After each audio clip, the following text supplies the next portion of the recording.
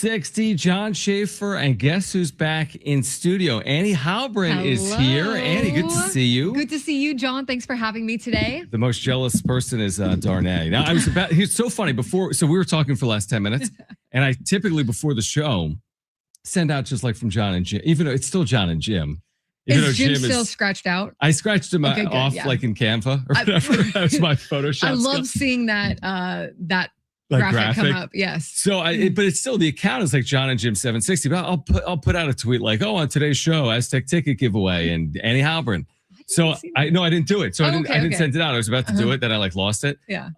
But I was gonna put like Annie Halbrin in studio from 2 to 3:30 and put in parentheses, sorry at Darnay Tripp, just so we saw it. Because it's become this big point of contention where I even had him on the radio. You heard last week. I had him on. He was like, you weren't even going to have me on if I didn't like reach out to you. I'm like, no, dude. Like, I didn't know you wanted to be on as much as you want to be on. So Darnay's welcome anytime, and it's great to see you. Thank you for coming in. Great to be here. We have so much to talk about over this weekend. Love coming in with you. But the big thing here is ever since Jim left, I have now been in the studio twice. And Darnay has been in 0 times. I think he came on once with you. He came on once with me. Yeah, so I'm trying to get past Darnay. You know, Darnay was the favorite child when Jim was here. Yes, well, you've been able to do that. So, okay, so this weekend, we both had kind of crazy weekends. You were at FanFest Saturday. I was at FanFest all day Saturday, so we'll get into that. And then Farmers Insurance yesterday. Yeah. Where you and I were, but the only reason I knew that you were there was on Instagram. You posted a couple of, you had these like awesome shots. And I'm like, you're somewhere special. Because your seats look special. I was out in the sun as if it was hard. I mean, half the nation, it's like 10 degrees outside. But I was braving it in the elements. You had this like nice sweet view.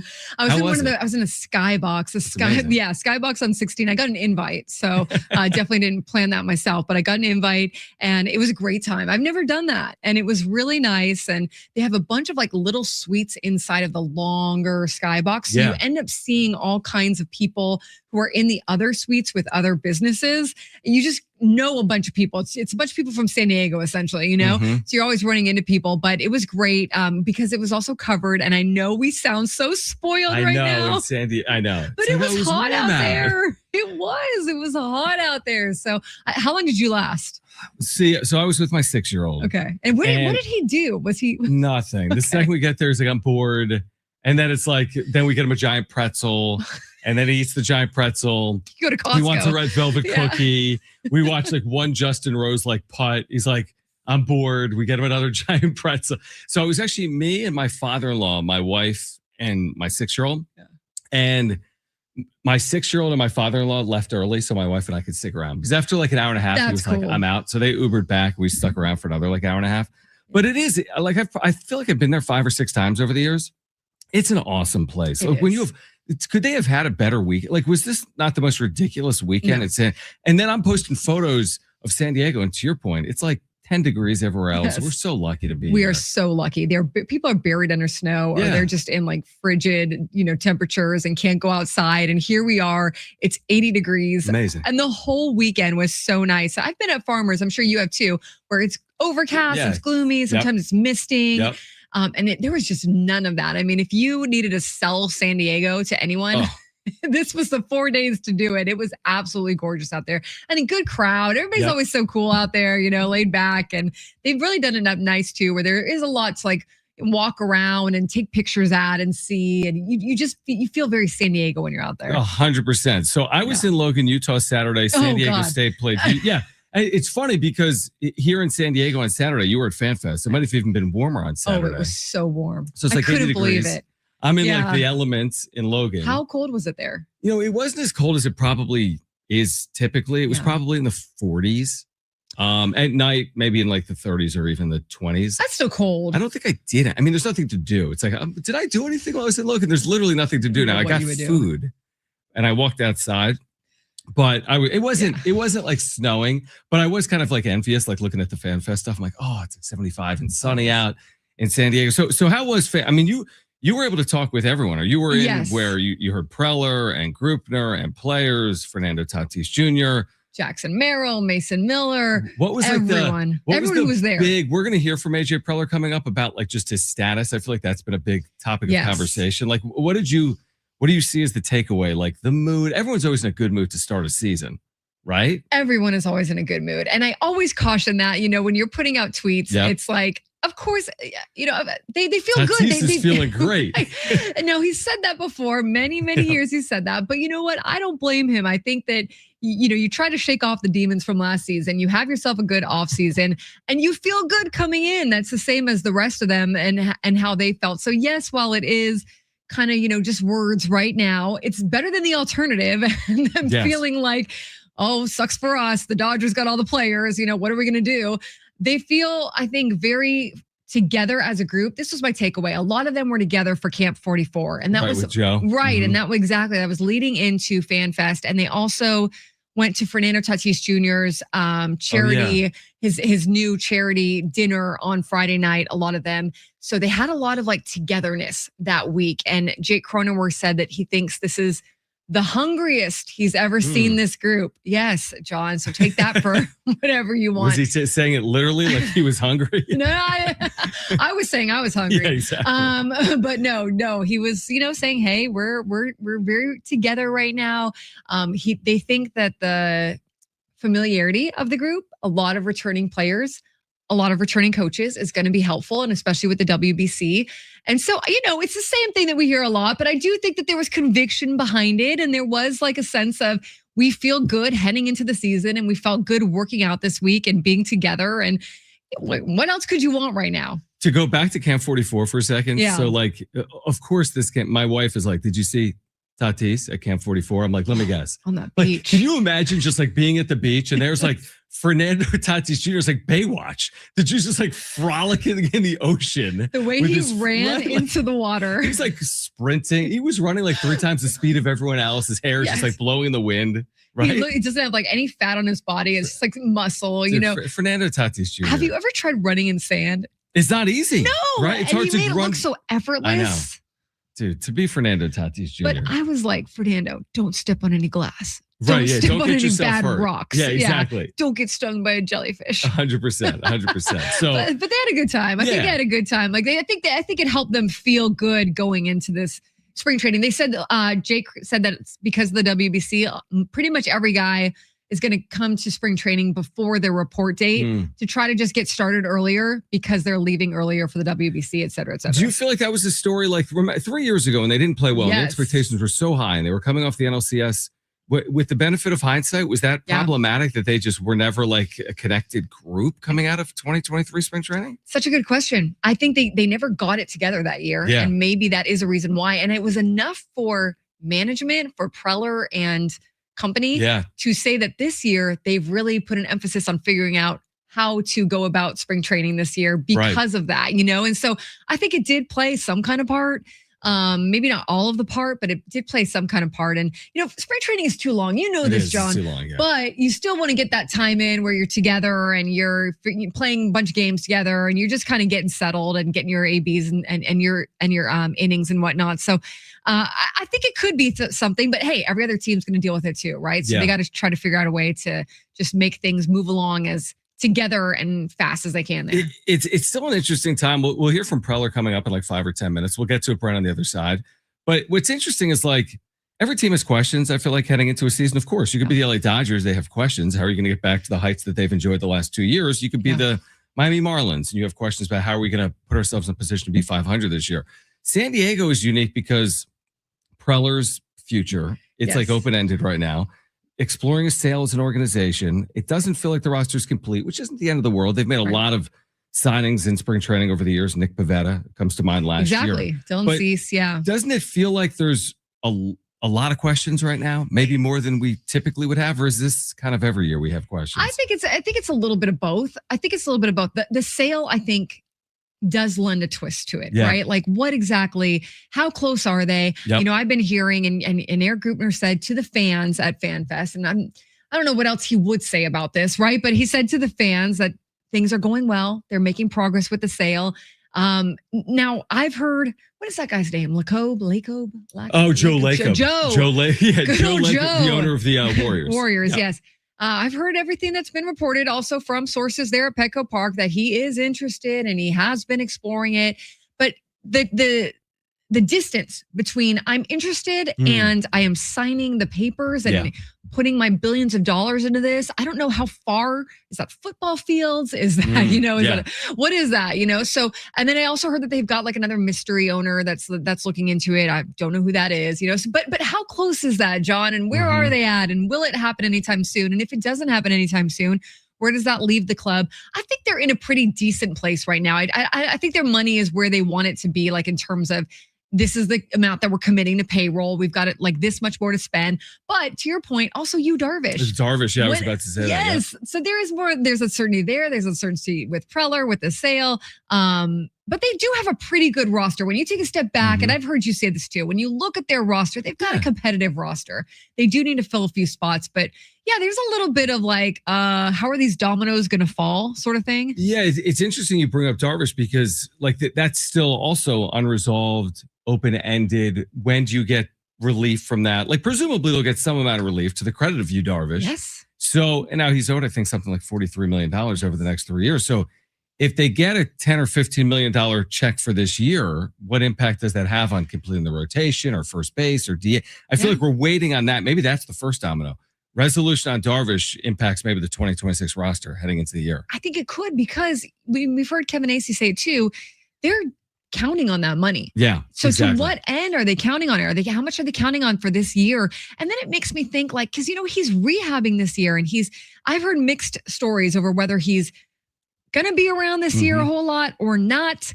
There's also an understanding that maybe he voids his contract, but he still wants to stay in baseball. So he gives himself a chance to get on with another team.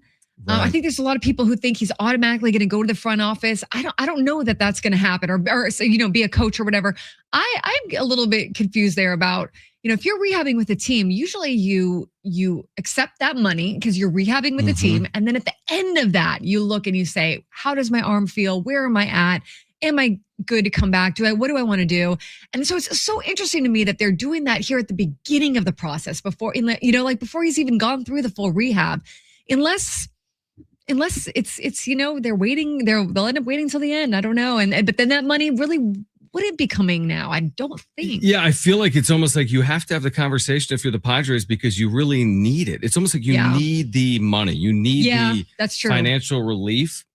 Needs a relative term. I think they'll be okay, even if they don't get the money back. But I feel like they feel as if they'll be in a much better position if they get the money back. Now, most athletes, are they really going to put themselves in that situation? No, but I feel like Yu Darvish, to his credit, is maybe willing to have that conversation where a lot of other athletes wouldn't be willing to do that. Absolutely. I mean, he owes nothing to anyone. That money is guaranteed to him. That is end of story. But he most likely here will give a significant chunk of it back to the Padres, or not accept that significant chunk, which is absolutely what most players would never do. Exactly. 100%. So he gets a lot of credit for that, however that unfolds. And of course there is like, the union that might weigh in on it, his agent that might weigh in on it. Make sure you're not setting a bad precedent for other players. So they might, figure out a buyout, a number that they can both sides, well, really that Yu Darvish can be happy with, or his team or whatever. But yeah, I mean, if they're kind of counting on it now or this year, like AJ Preller said, they want to get another bat or two, or starting pitcher and an impact bat, which honestly, we can get into this later. Like, I'm not sure what other impact hitters are. Yeah, I don't know if those people exist right now. Here's what we're going to do. Right. I want to get your reaction to what AJ Preller had to say about his future, because we've been tossing this around now for weeks at end. And I'm like, is the ball just in AJ's court? And he kind of went down that path this weekend in terms of his contract status. So we'll hear from AJ Preller from FanFest. On the other side, Annie Hopper in studio with us here today until 3:30. Stay with us, San Diego Sports 760. We're live on the iHeartRadio app.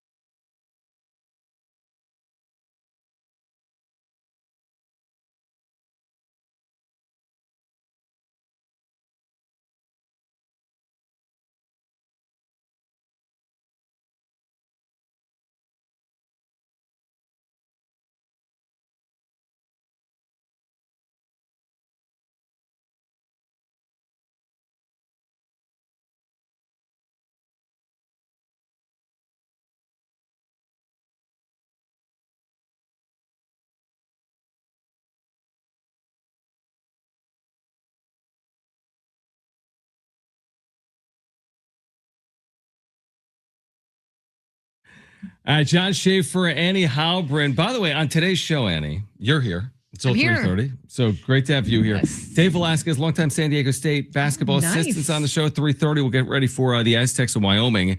That's tomorrow night. Will Brinson, our NFL insider, Super Bowl this Sunday. Awesome. Did you realize does that? it not feel like it's a Super Bowl this Sunday? It does not feel like it. No. Well, again, it's like 83 out. And it's like there's the NFL. Listen, it's funny because we fight this conversation a lot in Sports Talk Radio. I don't know if you dealt with this when you worked in Sports Talk.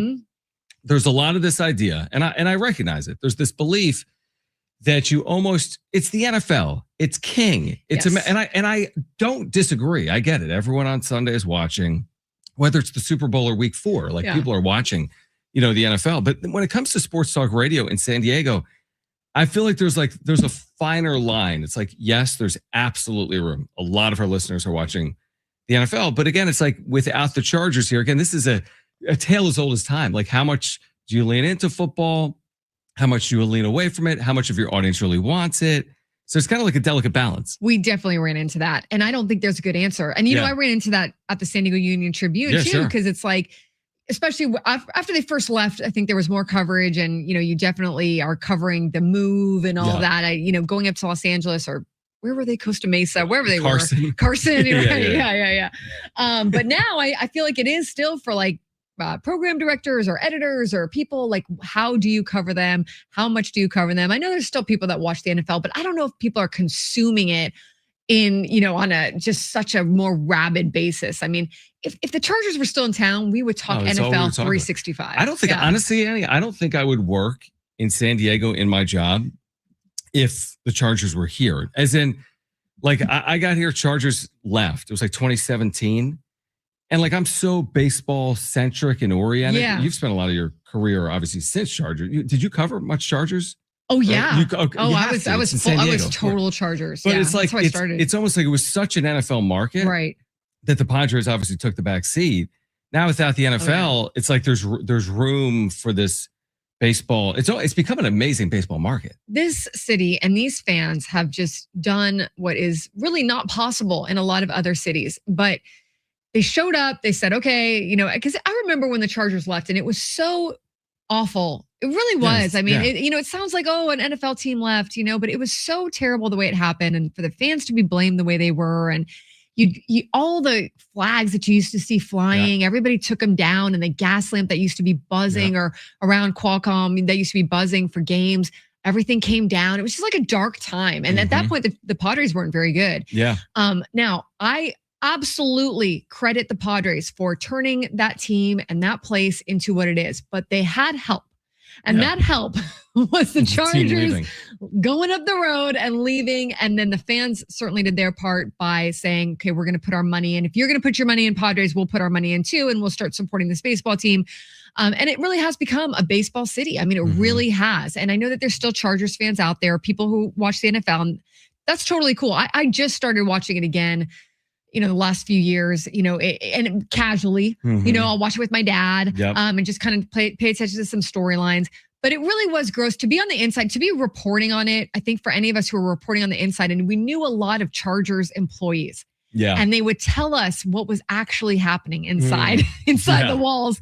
And it was so heartbreaking, honestly, to hear some of the comments that were being made and some of the things that were being done and how it all just unraveled from there, and so it was really hard to like swallow all that for a while. You don't watch it anymore, do you? I don't watch the NFL. I mean, it doesn't have to do with the Chargers for me. I'm just not really an NFL. Were you ever?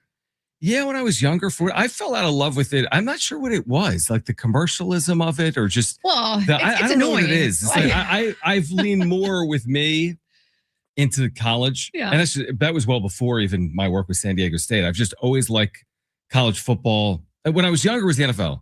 But then when I got to college, it was college football. And I've always been a college guy ever since then.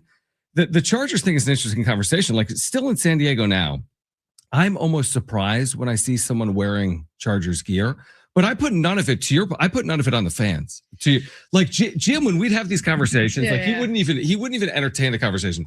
Hate the Chargers, hate the and there's probably a lot of fans who are listening who are like, yes, Jim, 100%. Yes. But I always felt like the fan that still rooted for the Chargers, even if they left, I get it. Like, if you went to games with your mom and your dad and your Yeah. brother and your sister, and if you were living and dying on those moments, you're supposed to now go pick up the Tennessee Titans as your like team. It just doesn't Right. make any sense. I understand those that left and those that stayed. I mean, Yeah. it's, I used to do these out and about videos, these Mhm. tailgating videos. And so I'd be out in the stadiums, road and home for all the football games and before the game started. And so I'd get to know all the people, the Yeah. generations. I mean, they had those spots at Qualcomm in the parking lot for decades and decades, and it was passed down. And I think for those especially, like it's very difficult to just give up on the team, or maybe you watched with a parent or a sibling, and that was like what you did, and so you wanted to still support. Hey, whatever floats your boat. I do think a bigger conversation about the monstrosity of the NFL and the fact that this is probably all sports, honestly, but like they're pretty blatant about like you're there, you're there for shots on TV for them to get the crowd shot, and you're paying your money for your tickets, so you're watching them on the broadcast.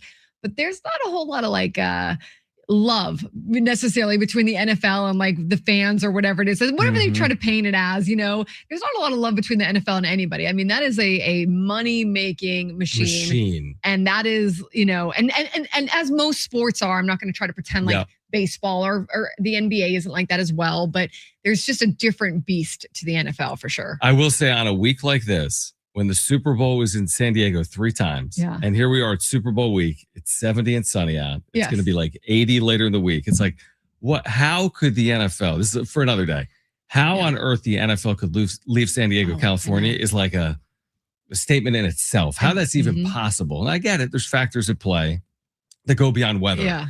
But the fact that the NFL isn't in San Diego, of all places, is just, it's kind of bizarre. It's stupid. It's stupid. I mean, and what's crazy is that a lot of the NFL heads, and a lot of them aren't even there anymore, but that, we got close to reporting and we'd be at all the owners' meetings and everything. They loved coming to San Diego. Of course. The front office loved coming to San Diego. Everybody loved coming to San Diego, and I don't know. I look at it too. And you also look at it with the Padres and how well attended they are. I mean, it's you can't tell me that San Diego fans don't show up and that they're not sports fans. Like you just have to like not kick them in the butt and pretend like you're, feeding them caviar or something. Yeah, and it's a joke to put it to your point from earlier. It's a really bad example. No, I like that. Well, it's like to put it on the fans is ridiculous. To pretend like that the NFL left San Diego because the fan support wasn't good enough. That's not the reason. I mean, there's ownership, there's facilities, there's politics. And to not, it's not because, the fan support just wasn't the same as Indianapolis. I mean, give me a break. Like, and to not upgrade Qualcomm, to not put money in, to not, maybe not, do as much for the team as you can. I mean, look, when they moved, you got the Powder Blues, you got, new facilities, you got all these things. And it's like, so I think it was just but it was such an ugly time. So you weren't there for. I got here right after they moved. Okay. So like the spring of 2017, and they had left maybe January. Oh, so like I was like 3 months removed from it. Yeah, Jim was real in it. He was like the day that it happened, they took calls for 18 hours or whatever it was. Brent was here. I missed all that. I was there at Chargers Park, which is right down the road from us. I know. While they were burning jerseys. And I remember former players, or not former players, like just players in the Chargers or maybe that weren't there, but still in the league, were just like hitting me on Twitter DMs or whatever, like what is going happening? On? Like all right, no good segue from that, but we will hear from AJ Preller on the other side. Annie Halbert in studio until 3:30. This is San Diego Sports 760. We're live on the iHeartRadio app.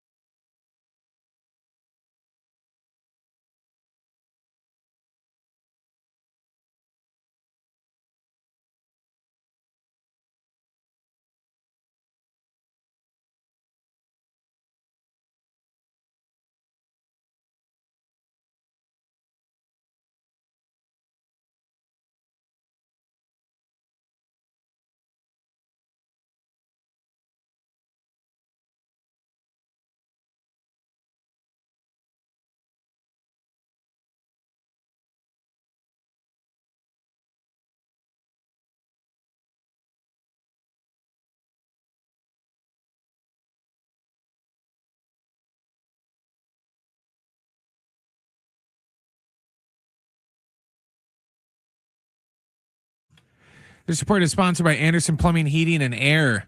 San Diego State is back at home at Viejas Arena tomorrow night to take on Wyoming. Our pregame coverage with Fletch will begin at 7 o'clock. John will have the tip a little after 8 o'clock. In NFL news, the Rams signed head coach Sean McVay and general manager Les Snead to multi-year contract extensions. And in baseball news, at least 6 teams are expected to leave their regional sports network, Main Street Sports, and join Major League Baseball. The Brewers, Marlins, Royals, Cardinals, Reds, and Rays have all decided they will partner with Major League Baseball, and they will produce their games for the 2026 season and beyond. Major League Baseball already has the rights to the Diamondbacks, Padres, Guardians, Rockies, Twins, Mariners, and Nationals. Choosing the right home service company isn't just about fixing what's broken. It's about trusting who's in your home. That's why homeowners count on Anderson for friendly professional service that keeps everything running right. Visit AndersonPHA.com.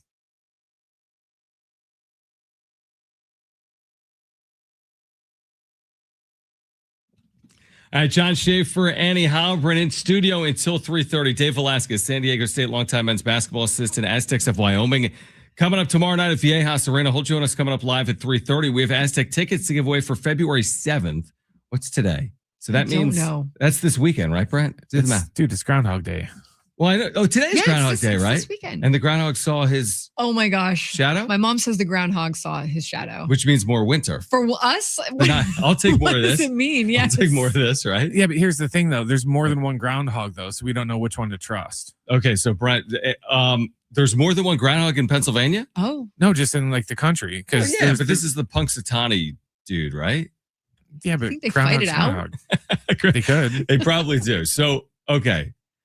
Where was I? Oh, yeah. Anyway, this weekend, February 7th, we have tickets to give away San Diego State Grand Canyon at Viejas Arena. We'll do that coming up. Nice. In addition, Will Brinson, our NFL insider, is on the show at 4:30. I want to hear from AJ Preller. Let's hear from AJ and Preller. React. All right. Let's hear from the Pobo. Let's hear from AJ Preller. Does this include the question, Brent? All right. You're going to hear from Marty Caswell with the question, AJ Preller with the answer, and then we'll react to this. You've maintained consistently that San Diego is where you want to be. Eric Grupner says weekly that you guys are still in talks. They want you in San Diego. Can you tell us why you haven't gotten a deal done yet? And do you expect it to happen soon? Yeah. I mean, honestly, I think, part of the timing piece, I think a little bit is on me in terms of, you get into these off seasons. I know we haven't been super transactional. We did the Michael King move. We added Song.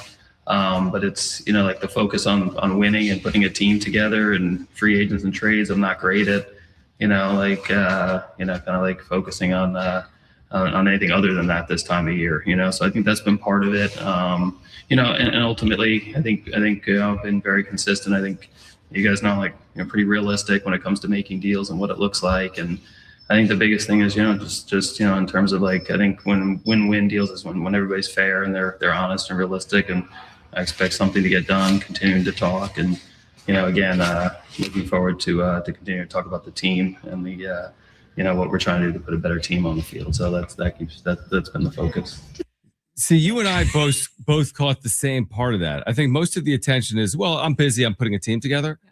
Where you and I look at each other like, he's like, well, hold on. I want it to be a win-win. Like, it's got to be a good deal. Yeah. The second part of that answer I thought was an interesting look into what AJ Preller was talking about. And I do think there's the first part also has some credence, right? Like, he has been busy. He has been trying to put a team together. He's going to continue trying to put a team together all the way up into spring training. So I think that, there's honesty there for sure.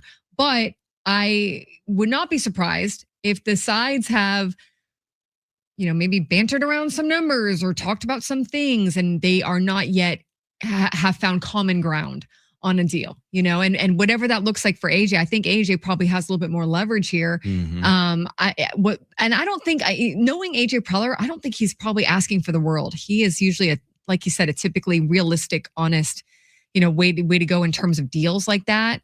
But maybe it has something to do with, maybe it's an amount of years and they don't want to do that with the sale happening, or maybe it's an actual number, or something written into the contracts. But it just does sound a little bit like, and I'd be surprised if they didn't have some conversation at this point. Wouldn't you? I would be completely surprised. Here's my question for you. If you're put yourself in AJ's shoes, whatever. Does he even wear shoes? Whatever he wears like basketball shoes. He wears basketball shoes. And like, I'm going to put myself in his shoes and also his baggy pants. And his baggy pants. So put yourself in whatever AJ Preller wears on a daily basis. And you've been here as long as you have. And now the last half of your tenure has been much more successful. You know, you're winning 90 games. Now you're not winning the postseason the way you want, but they're winning. It's certainly by Padres standards. Would you want to know who the next owner is going to be? Or like, do you slow play it out? Are you looking for more information? Because isn't ownership going to then point the organization in a certain direction? Do you want to be committed to that? If you don't know what the ownership structure is going to look like, do you play it out? Yeah. I think these are good questions. It's for AJ. I will say this about AJ. He's always been someone who things take a backseat with him. You know, and I'm going to be careful here, but in terms of like, you know, maybe like personal things that we take care of, you know, like he puts off the dentist. He puts off, right. Like, or maybe he puts off, you know, getting some paperwork in for the doctor or whatever. Sense. Like, or, you know, picking single up track focused on your job, getting your car fixed, picking up your new shirts and ironing them or whatever. Okay. Like, so I will give him that. Like that is not top of mind for him, you know? And so I think almost to his detriment, maybe he's a little too, well, I don't know if it's detriment. You know, I think two things. Maybe he feels pretty confident that if the Padres did let him go, he would be able to get another job elsewhere. You know, he feels good about his ability to do his job, you know, whether it's with the Padres or someone else. And then the other part of that was what I was leading with at the beginning, which is, you know, maybe he is a little less like super worried about what it all looks like, you know, and maybe there's just a certain threshold he has to meet. But I don't really know, John, because what can you do in this situation? You can say, okay, we're going to give you a deal that takes you maybe to like 2030 so that the new owner, it makes it really hard for the new owner to come in and let you go. But to your point, he's not going to want to be there if the new owner comes in and maybe doesn't work well with him or doesn't spend the money the way he wants to, or, you know, there's so many questions there.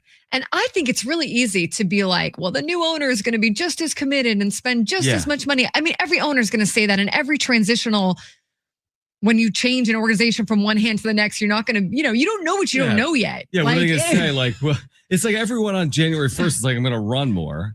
Exactly. And then January 9th, it's like, it was a good idea a week ago, and now I'm not necessarily have an appetite to go out and run. Let me ask it to you from this perspective. If you're on the ownership side, or you're trying to get this deal done from the Padres perspective, to your point, maybe it's money, maybe it's years. Like, if you want him, aren't you willing to like we're not talking about tens of millions like the Machados and the Tatises. Like, if you're offering him, I'm making up a 2-year deal and he wants 3, or you're offering him X, but he wants X plus $1 million per year. Yeah. Are you really going to play games if it's going to come down to another $1 million or another year? Because if you don't have him in the fold, and you could argue whether that maybe there's a better GM, but certainly it seems like the Padres have publicly stated they want him here. If you've publicly stated you want him here, it's probably worth putting another 0 on the check, or putting another year on it.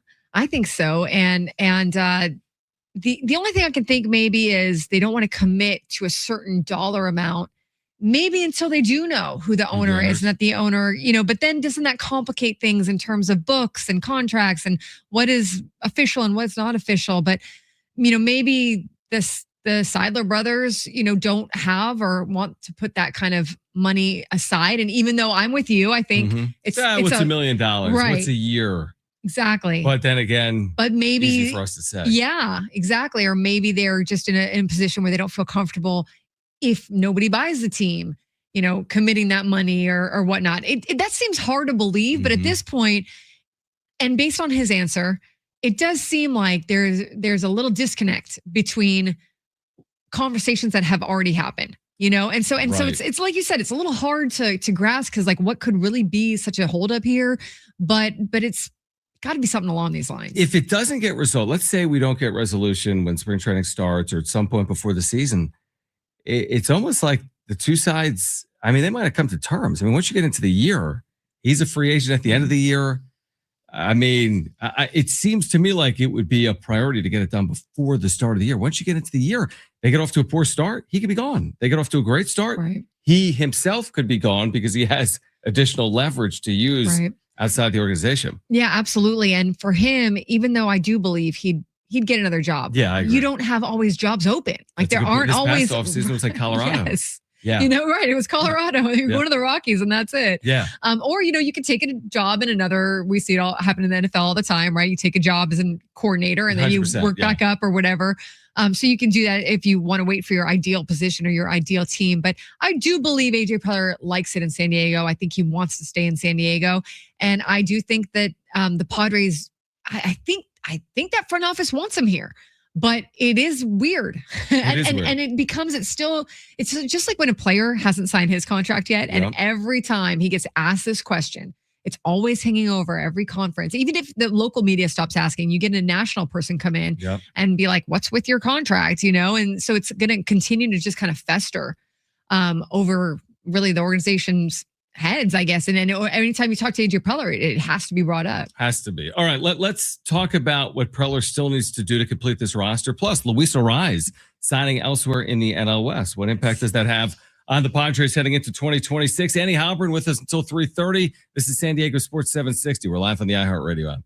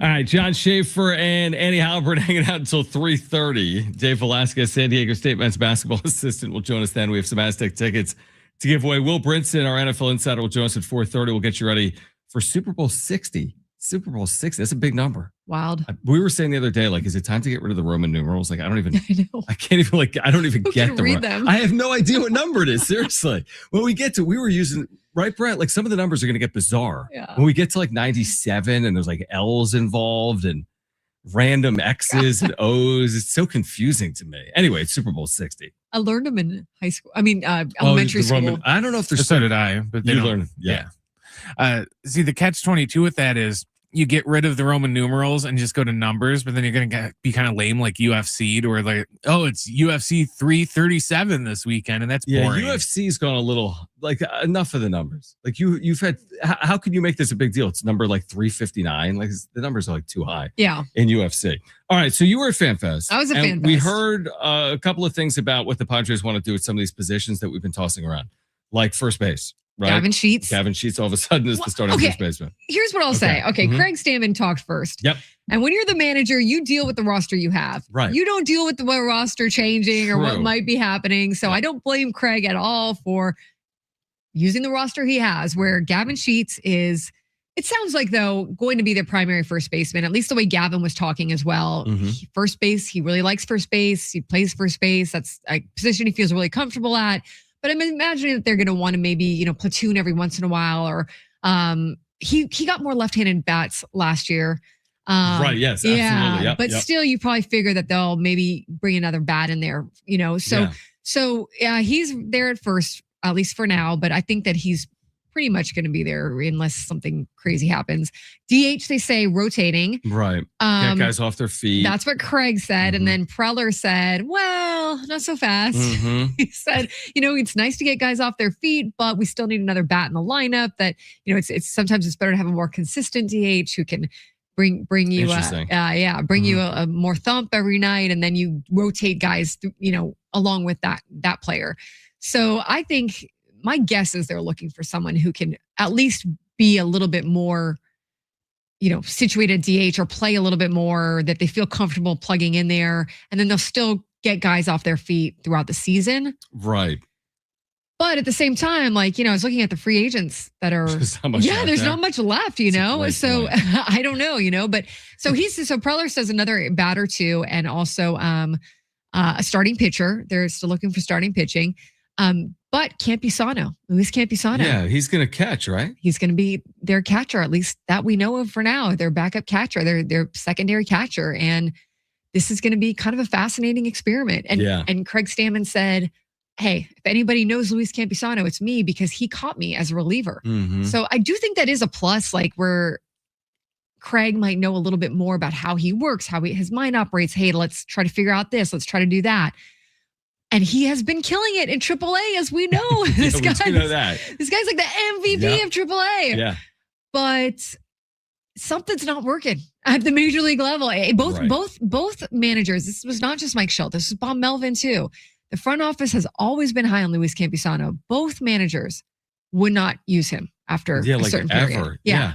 And he also didn't really get a fair shake in the majors last year, right? True. Just a handful of at bats. Oh, he for didn't have a 21. hit, but Yeah. 21 at bats over the course of a season is so few. It's so few. And I feel like that was that's a tough position to be in. You're coming up, everybody's asking you about it. You've already lost a job, like how many times, and you don't have that many at bats to kind of prove yourself, and you're not catching, right. So it's going to be interesting. If they don't sign another catcher, then, or maybe they'll sign another older player at some point to provide some competition and kind of let them battle it out. But that was an interesting note, I thought. Yeah. What's interesting to me is, listen, some of these positions, you're going to need it to work out with guys not making a lot of money. That's how I see Luis Campusano. You can't buy every position, so to speak, especially the situation the Padres are in. Maybe some teams can, but they're not the LA Dodgers. And that's fine. They don't have to be. It's not like only the Dodgers moving forward will be winning the World Series. There'll be a year where something changes. And use the last 2 years. It's not like they had the most dominant regular and postseasons. Now, they deserve credit. They won the World Series, but the Padres had them in a decent spot in 2024, couldn't close it out. Blue Jays were well positioned to win the World Series and didn't do it. So Dodgers deserve credit there. But some of these positions, like you're not going to be able to spend $14 million per player per position. And the Padres have done that a lot. I mean, they've spent a lot in free agency and on some of these deals. Like, listen, if your second catcher makes $1 million and is a question mark, that's kind of how the sport works. Yes. And now the DH part with the Padres is interesting because since we've gone universal DH, they've never really like invested in DH. Yeah. Sometimes it's worked out. They've brought in a bat. They fill the role well, but that's kind of where they are again. It's like, well, maybe someone will stumble into it, or maybe we'll buy someone a flyer deal and it'll work out, or maybe it'll just be Manny Machado when we get him off his feet. It'll be the DH. So it's like they've never had that like a Eugenio Suarez. Yeah. Now again, that's a very good hitter. There's not a million. There's not 30 of those guys to go around, but sometimes you're kind of envious of that because they're always looking for slug and power. And they're coming off a year where they didn't hit home runs. I'm like, just go get a professional hitter. But again, that takes money, which apparently right now they don't have, is scarce. Right, exactly. Or they want to budget it some other way, or they're trying to fit that money for 3 players, maybe that's 2 bats and a starting pitcher or whatnot. And yeah, I agree with you too on the catcher thing because, he's not going to, it's not like if Luis Campusano, Freddie Fermin is going to do the bulk of the catching. Right. But Freddie Fermin is also, this will be his first year full, number 1 starter catcher. And I think he's set up for it and he had a full offseason to absorb that. And he's learned behind Salvador Perez for how many years now, but it still takes a toll on your body. Sure. That you just don't quite know exactly, how that's going to impact him and as he gets used to that. So we're not going to see a ton probably of Luis Campusano. We'll just, see him as we would a secondary catcher, usually a day games and games. Yeah. And maybe they'll put him into DH every once in a while, True. But the DH is kind of a fascinating one because I think that lineup in an ideal world probably could use a home run hitting DH, it's that plugs in every day, that knows that they're not playing defense, that is ready to just go up there and mash. And I see the value of getting guys off their feet, but I think you could still do that even with a mostly more consistent DH. And we've talked about this a little bit over the hour and we could talk about it on the other side, but like, I do like their lineup and they've got Manny Machado and Fernando Tatis Jr. and Jackson Merrill. Like it speaks for itself, but I would say this, none of those has necessarily just been like these like pure power hitters. Now they're great hitters, which arguably is a better trait to be a good hitter as opposed to just a guy that hits for low average but can hit home runs. But Machado's never hitting more than like 30 home runs at this point. Merrill's terrific, but you're not expecting him to hit more than 30 home runs. That's a big number. Now Tatis did that when he was young and he's still not old, but it's been a while. So it's not like you're just sitting here all offseason like, oh, trust me. He's going to hit 47 home runs. I mean, he's promising you a great offensive year, John. He said he's feeling good, but it just feels like they need one more. Shoot, they might need more than one more, but it feels like they could use one more. It's crazy too, because you look at that lineup and if you look at just the names, you kind of think to yourself like, hey, this is pretty stacked. Like it is stacked. I think that the opposing pitchers will still, you have your work cut out for you. They're smart hitters, even if they're not getting a hit every time. They're smart hitters. You can't really take a break for them. But look, you get another masher in. It takes some of the pressure off the other guys too, and you don't always feel like you've got to come through, and then you start to just kind of be contagious with it, But sometimes you get that year from just one of your guys, you get the Jerks and Profar. Yeah, you get that kind of year. You maybe it'd be like, just one of those kind of surprise years for one of them. Yeah, 100%. Let's talk on the other side. Did the Padres make a mistake or not in letting Luis Ariz walk? We'll end up with the San Francisco Giants on a 1-year deal. Annie Halpern in studio until 3:30. Dave Velasquez, San Diego State long men's basketball assistant, long time men's basketball assistant, will join us coming up at 3:30. We have Aztec basketball tickets to give away in the 3 o'clock hour. This is San Diego Sports 760. We're live on the iHeartRadio app.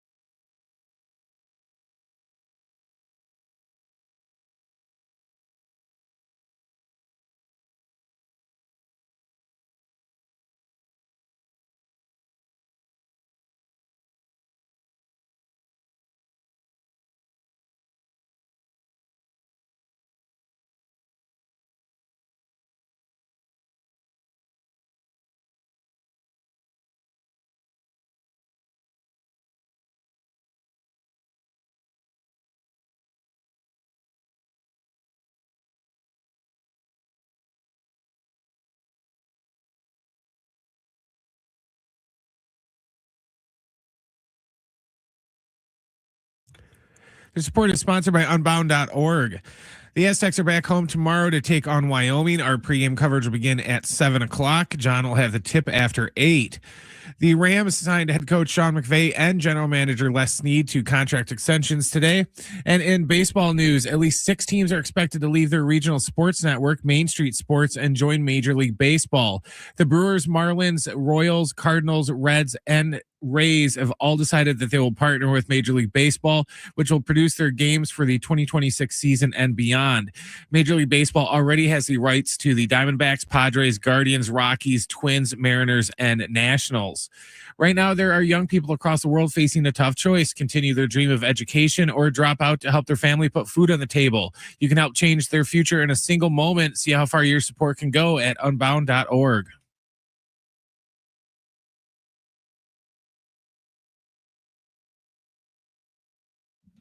All right, John Schaefer, Annie Halbrin in studio until 3:30. Dave Velasquez, San Diego State men's basketball assistant at 3:30. Will get us ready for Aztecs and Wyoming Cowboys tomorrow night at Viejas Arena. Plus, we'll give away tickets to the Grand Canyon game at Viejas Arena coming up this weekend. He'll join us at 3:30. Will Brinson will join us at 4:30. What do you got, Brad? It's actually on the 17th. I forgot the one, so it's not this weekend. I'm an idiot. Why? I was wondering. I'm like, are they playing Grand Canyon this weekend? No, we're at the Air Force Academy. I say you should know.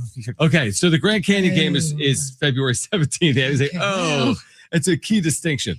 We'll give away tickets to see Grand Canyon against San Diego State February 17th. Did you think you're just going to Air Force on Saturday for fun then? I was just going to go to Air Force. I have never been to the Air Force Academy. Have you been to the Air Force Academy? No, and I'm excited for you to go. It's probably cool. I think it's going to be cool. Yeah. Colorado Springs. Yeah. So yeah, we're going there this weekend. You probably are like when I was broadcasting with the Padres, you just get on the plane and just like get me there. Yes. I don't even know you don't even know where you're going, right? Like, You're just it's so funny you say that because you've done a good amount of traveling professionally in your career, whether it was Chargers or Padres, right? You know those feelings where you like wake up like, where am I? Oh, totally. In fact, I've been doing that recently. I'm like, you know, that where I was this past weekend. I'm like, where was I this past weekend? It's such a weird phenomenon. It's weird. Or I will forget. I had to start taking a screenshot of my room number, because I would forget. Yeah, like I'd start walking. Or 914. Yes, exactly. Like it's amazing how we even know that. By and large, your you're brain sort of like finds like your last. The hotels look the same, and your brain sort of like goes back to last week. Is there anything worse than getting to your room late at night, maybe because of travel, and the key doesn't work? Oh. And you've got the bags. Like, do I bring the bags back with me? Can I leave them right here? But what if I'm in the wrong room? Yeah. Or what about you get into a room? Have you ever had to switch rooms? Yes. Because for whatever reason, like, this light won't turn on, or this shower is like overflowing, or the neighbor is like banging on the wall. Mm-hmm. It's so annoying. And you have to get your stuff back. And then they're like, make sure that you bring the key back down here and take your new key. And yeah, it's a whole thing. I got one more for you.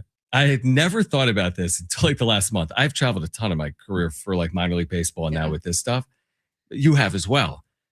It's just recently, and I'm like what's it called when you're like, I'm like not hypochondriac, because you think you're always sick. What is it when you like OCD? Germs. Or like I always think like before I go to sleep, I make sure my door's like locked. You know what I mean? Like whatever that is. When I close my garage, I have to sometimes come back. Yes, and make sure I close my garage. So what is that? Neurotic? Or like obsessive compulsive, right? Okay. Yeah. So, but one thing I've never done in a hotel until like 2 weeks ago is, how they have those like, well, some of them have the handle that like, so you can't like break in, right? If someone else had your key, or if like the maid or the service. There's like, what is that called? Just like the lock, the door lock, the deadbolt. Yeah. Such an idiot.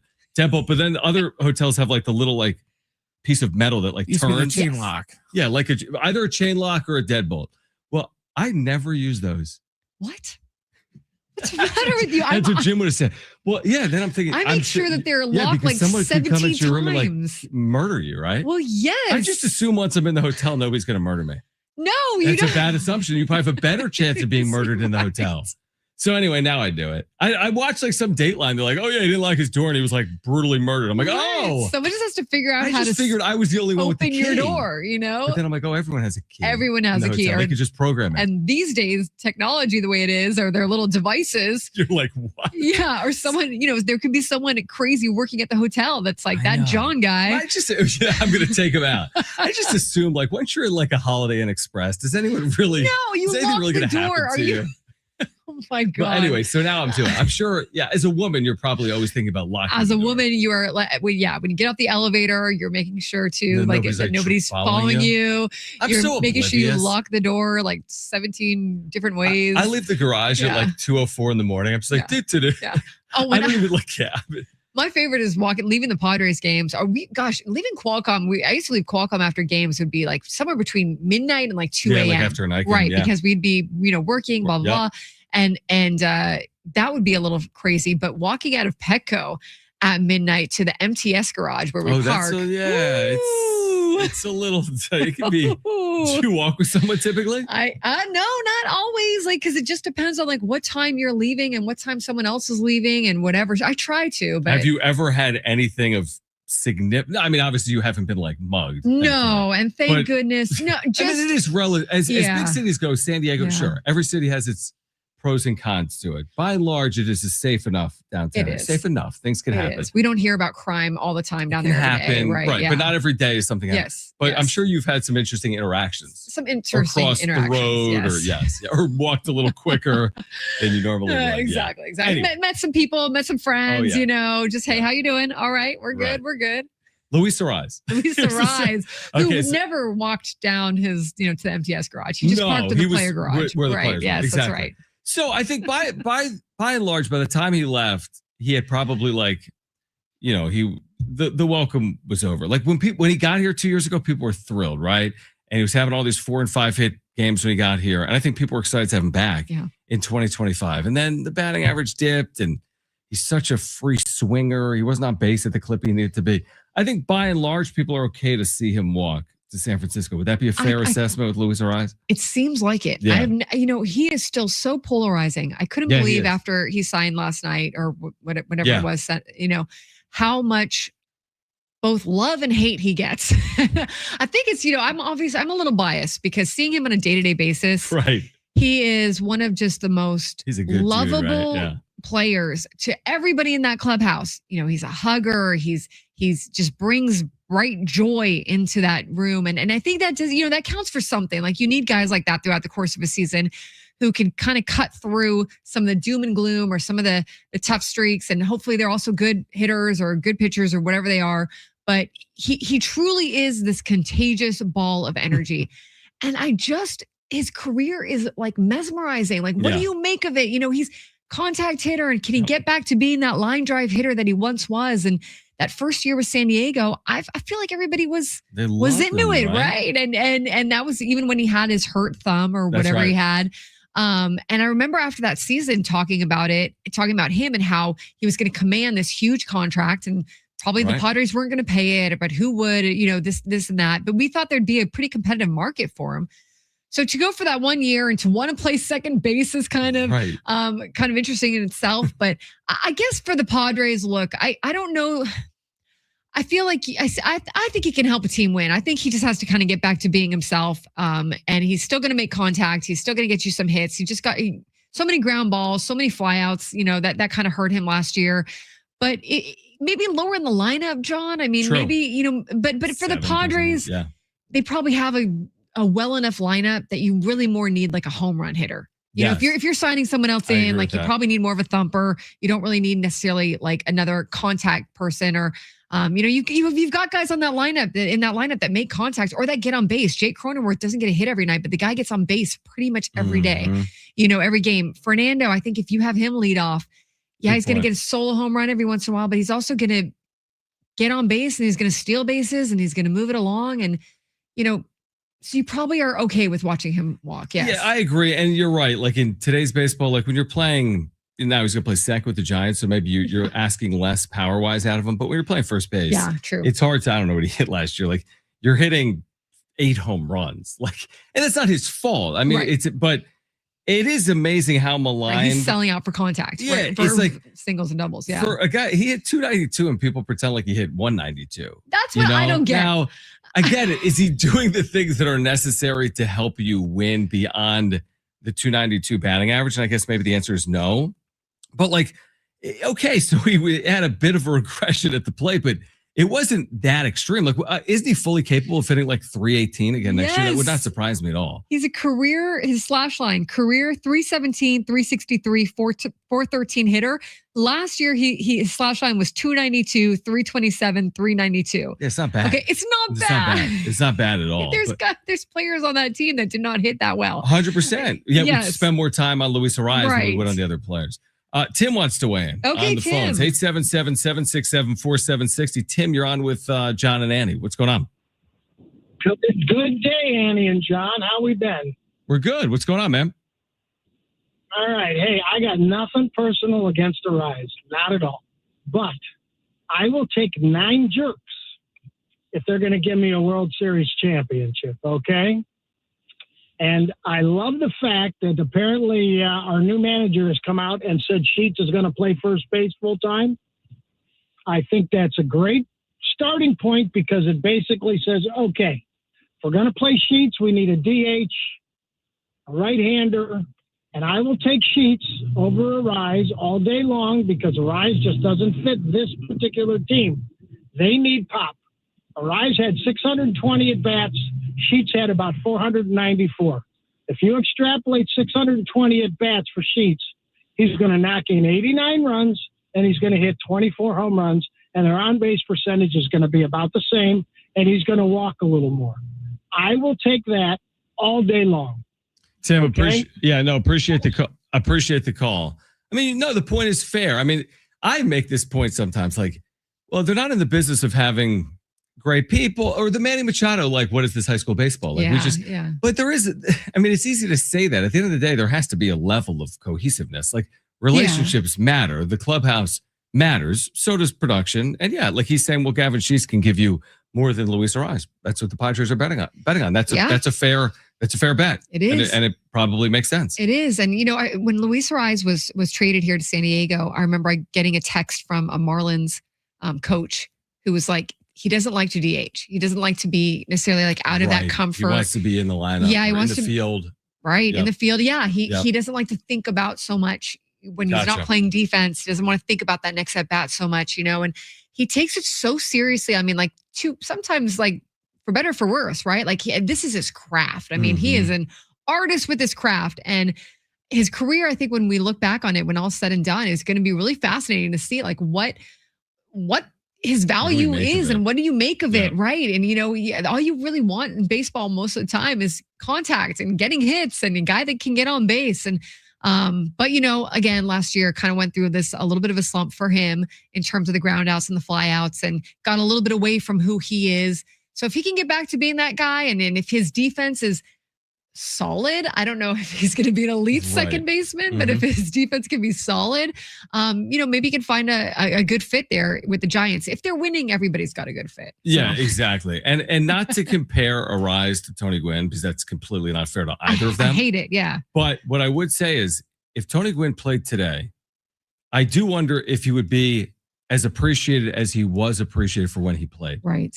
Because now there's all these premiums, all these other indicators. Absolutely. The metrics and the analytics where I'm like, all I have is 2 eyes and the guy hit. So whatever that's worth is what it's worth. And now they would tell me that it's not worth as much as we would have told you 40 years ago. And he still would have been revered or considered a great hitter, but I don't know if he'd have if it would be to the same extent in 2025 as it was, let's say 1985 or 1990.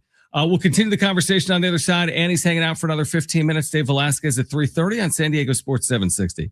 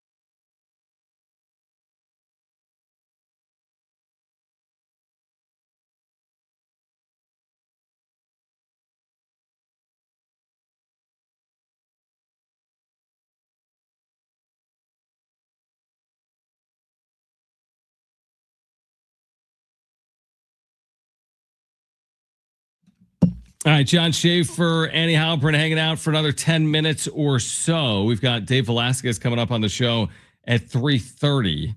So Dave Velasquez coming up at 3:30. We have Aztec tickets to give away for February 17th against Grand Canyon. That's not this weekend. We have some tickets to give away, and we will. All right, so Fan Fest on Saturday for you.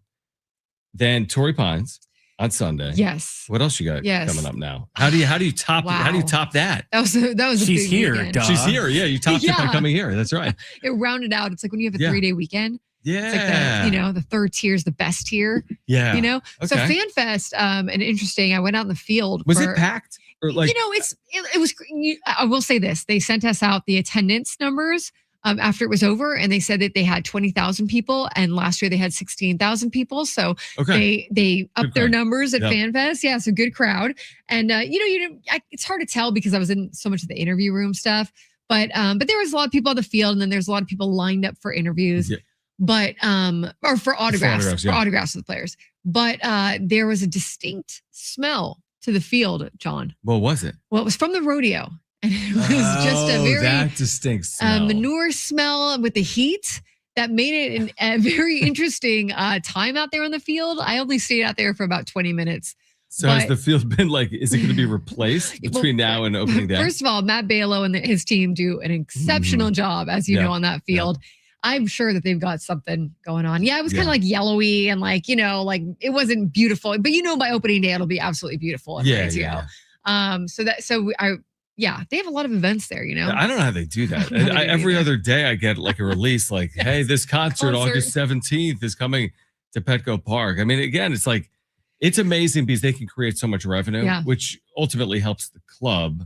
Yeah. Which is, again, we're talking about like, what are they going to do to round out their rotation or finish off their lineup? I don't know if the rodeo, because the rodeo, we were able to bring in, if we would have the rodeo an extra day, Luis Ariz would be back. Not that people want him back, but I mean, it's a factor obviously for the Padres. So you may go to spring training. Yes. More towards probably the end of February or beginning of March sort of thing. And, it's a little tricky because you've got players leaving for the WBC and you just kind of have to live with that. Like they're going, Fernando is going to be in the WBC for the first time. Manny's in it, right? Manny's in it. Xander? I feel like Xander is. Yeah. He was last time. Yeah, I think Xander is. Okay. Yeah. Don't hold me to that, but I feel like he is. Mason Miller for the first time. Not Merrill. He's not on the U.S. team? They haven't asked him. See, I am oblivious but maybe they will. To the WBC. Are you a WBC are you all in? I'm not an expert in the WBC. You know what? When it's on and they're doing it, I'll be like, oh, that's interesting. I'll follow along whatever Padres players are doing. But I'm not like hanging on to every second of the WBC. I think I saw quotes. Was it Pavetta? Was it this weekend? It was like, listen, I all things being equal, sure, I'd love to do it, but I'd prefer to win a World Series. He's not going to do it. So he's not. Canada asked him, and he did it in 2017. Then he was sick the next time from COVID. He had COVID, so he didn't do it. And then they asked him this go around, and he said, you know what? I'd rather just focus on pitching and being with the team. And, this kind of is a walk year for him, too. Yeah, that's right. He can opt out. After this year. So maybe a smart move for him to just. I just don't like. I've always made the point where people are like, man, it's great theater. And it's like, so you'd prefer to see Team USA win the WBC to your team win even in the regular season? Like when I go back to 2023 and the Padres underperformed, they had the Trout Ohtani moment in the WBC. I don't care. I'd much prefer that moment have never occurred and the Padres won 94 games that year and were more relevant. So it's just like, I don't know. Again, I'm not You're such a hater. Opposed to it. I know. It's a bit like you hate the country. You hate Team USA. I typically don't, but like it's a big country. It's hard to like root for. It's just weird to me because it's not very Olympic when you think about. I don't know. No, it's not. It's just a little different. Somewhat contrived. I think you can. Thank you. You can get into it on some respects, and there will be some cool storylines that will be like, oh, that's cool, or that was nice, or a nice moment between players or whatever. But for the most part, I don't know. I mean, I'm not hanging on every second Great of it. Britain, Australia at the Tokyo Dome at 3 a.m. Like I'm not waking up for that. Right? Cancel these games. Just get to the U.S. Japan final, which is going to happen. So yeah, exactly. All right. So we have WBC coming up. We've got spring training. I mean, it's going to be here before we know. I know. I know. And so it really does feel like, I mean, because now we're in February. Yeah. That's I crazy. mean, March, games Yeah. start at the end of this month. March, the first game's in I know. March. Like March you know? 26th or March 27th. They keep Yeah. moving it up. I don't get that either. I remember when it used to start in April. Yeah. I think it's because they've added in more off days, right? I think they've added in more off days. Yes, they have. They because have. the They have. union, I mean, they're off basically once a week now. Back in the day, Yes. they'd play like 20 consecutive days. Remember last year, or is it this year? They have like every Thursday off, basically. Yeah. They have everything. Yeah, it must be nice. I know. We should Yeah, take it just off kidding. too. Yeah, exactly. And I appreciate you hanging out. Hey, it is was just awesome so to see you. fun. Come Yeah. back whenever. I'll come back in a few weeks. Yeah. But don't bring Darnay. No, Darnay, between now and when I come back, Yeah. will Darnay have been A, on the show or B, in studio? The thing is, honestly, I have a very good relationship with Darnay. Of course. But I feel like it's been fractured ever since Jim left. Because I've only had him on one time, and you've been on twice, and you've been in studio twice. And I think he's Darnay taking it lives personally. next door NBC at is right here. NBC, right? Yeah, So he can come by he could just anytime. walk. I put it more on him. Yeah. You know what?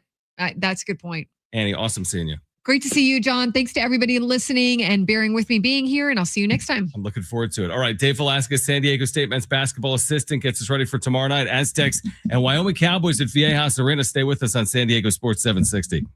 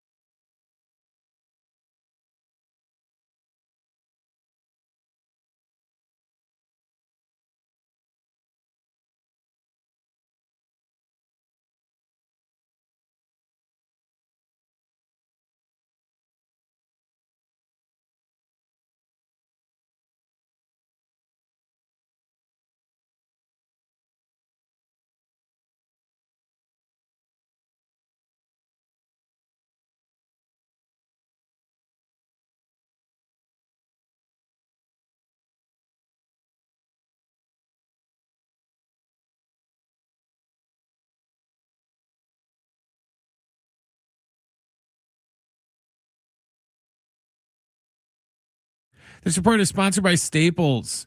The Aztecs are back home at Viejas tomorrow night to take on Wyoming. Our pregame coverage with Fletch will start at 7 o'clock. John will have the tip after 8 o'clock. The Rams signed head coach Sean McVay and general manager Les Snead a multi-year contract extension today. In NBA news, the Mavericks head coach Jason Kidd was fined $35,000 for criticizing officiating and using profane language during his media interview on a Saturday following their loss to the Rockets. And in baseball news, at least 6 teams are expected to leave their regional sports network, Main Street Sports, and join Major League Baseball. The Brewers, Marlins, Royals, Cardinals, Reds, and Rays have all decided that they will partner with Major League Baseball, which will produce their games for the 2026 season and beyond. Major League Baseball already has the rights to the Diamondbacks, Padres, Guardians, Rockies, Twins, Mariners, and Nationals. Staples has hot deals and super low prices on everything for your business, and right now, brand your business at Staples with up to 30% off custom labels. Exclusions apply. Shop Staples in-store, online, or in the app. Ends April 18th. Visit staples.com/print for details.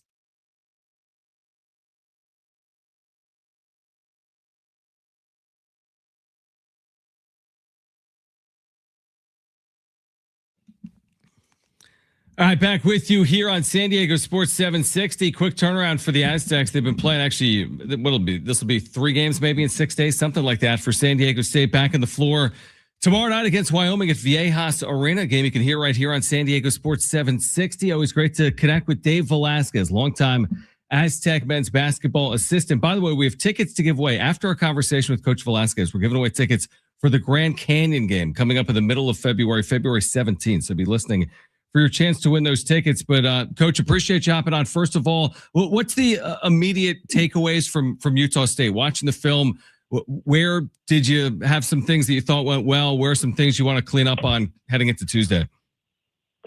Well, it's like any game that's close, John, that you end up not getting done is the woulda, coulda, shouldas. Whether it's one box out where we gave up way too many offensive rebounds with 15. Maybe it was just the one possession out of bounds play where we didn't guard the way that we did all game really, or possession in the half court, and those type of games. And Coach Fisher was famous for putting his 2 fingers as close as he can together and said the difference between winning and losing is this much, and it's not very much. Especially in those big games. And you look at TCU, look at Utah State. I think that those are the 2 games that we have lost in league. It's taken our guys to really lock in and understand it's a 40-minute game and you got to finish. And disappointed we didn't get the win. Proud of our effort, though. I think that's one of the things. And, going into that game as a coach and staff and, down 2 starters, still believe we have a great chance to win. And as long as we compete and gave ourselves the chance to win, you can't let that bleed into the next game. I think that was one thing with the Grand Canyon game. I thought we did a great job being able to move on, move forward, be upset in the right way, not point fingers or we get more connected, stay together. All the things that we've really grown as a team this year. I felt like we had a great bounce back mentality. We got done with practice today. I feel the exact same way going into tomorrow, that we just have to continue to build on winning habits.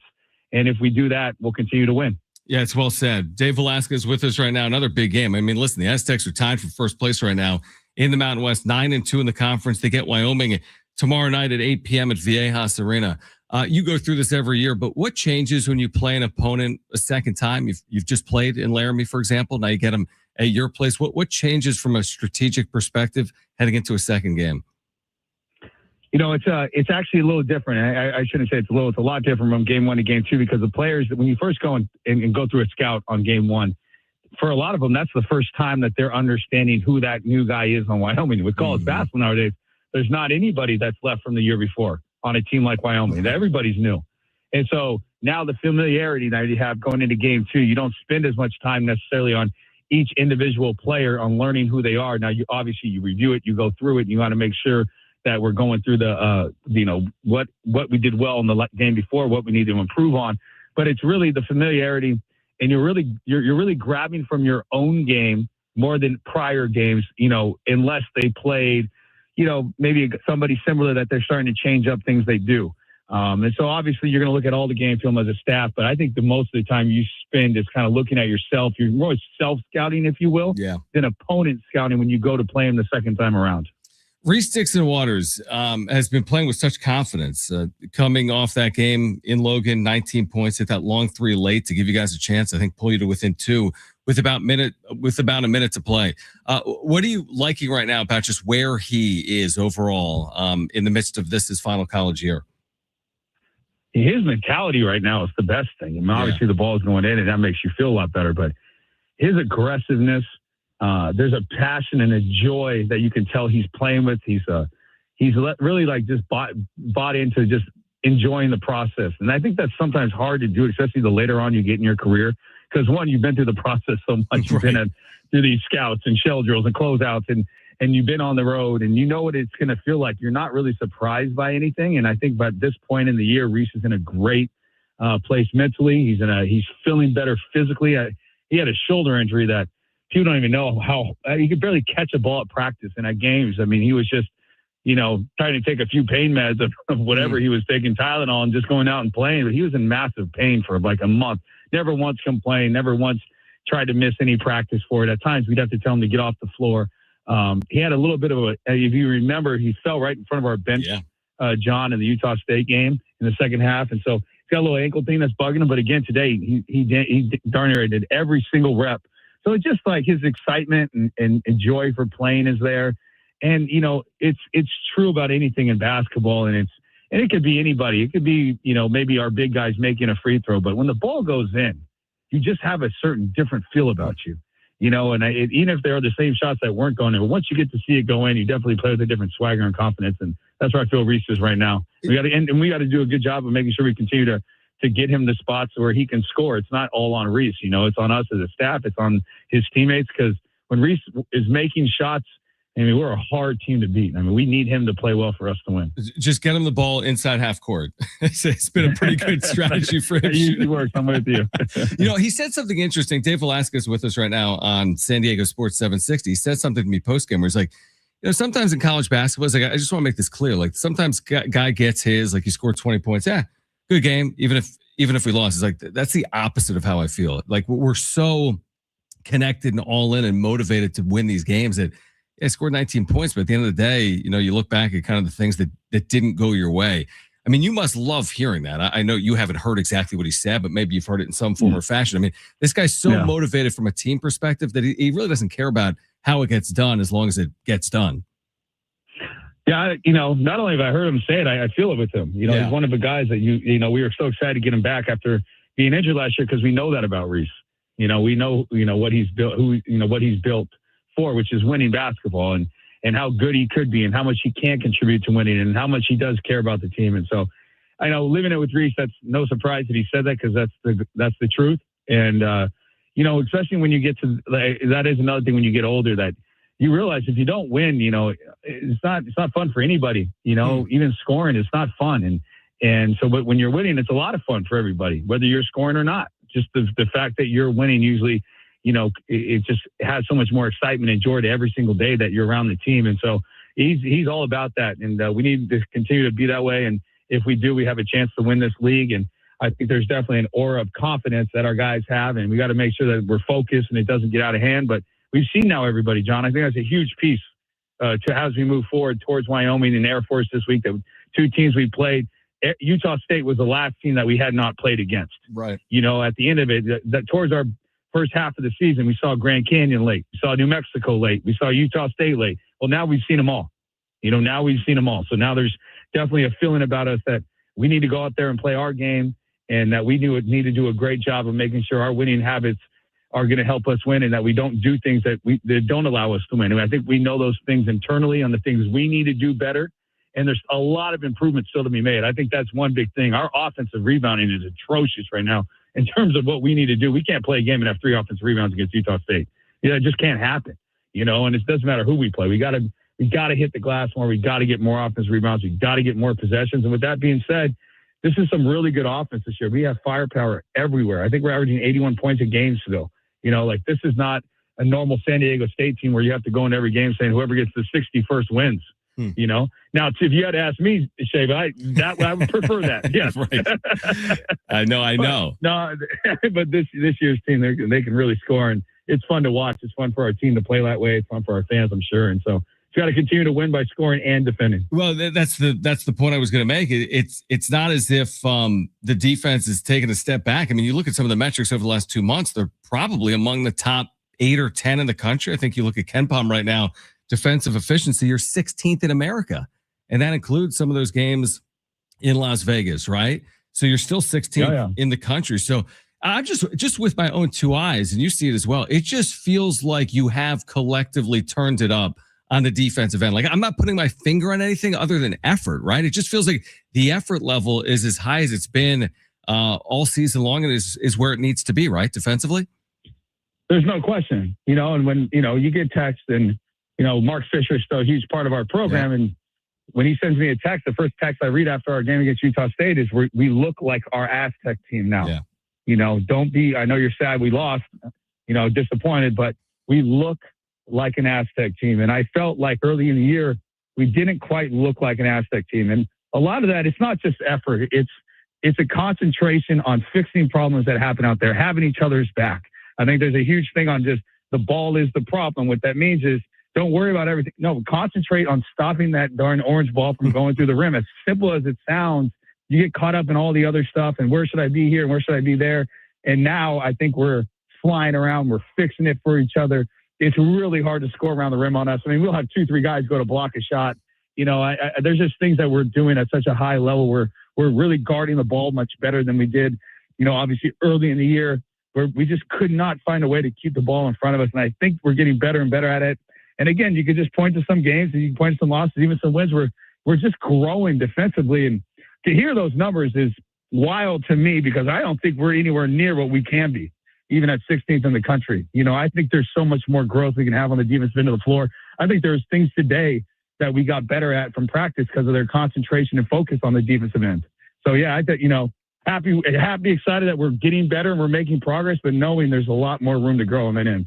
By the way, 6th nationally in defensive efficiency since December 1st at Bart Torvik, which is pretty good. And to your point, not a finished product, but still among the better defenses in the country over the last 2 months. Before you go, I want to just ask you about BJ Davis and the role he's currently filling, because he's played a variety of roles. And right now he's been playing more point, again, with LZ Harrington out, and he started the last 2 games. Like, what's on his plate right now as he operates both offensively and defensively?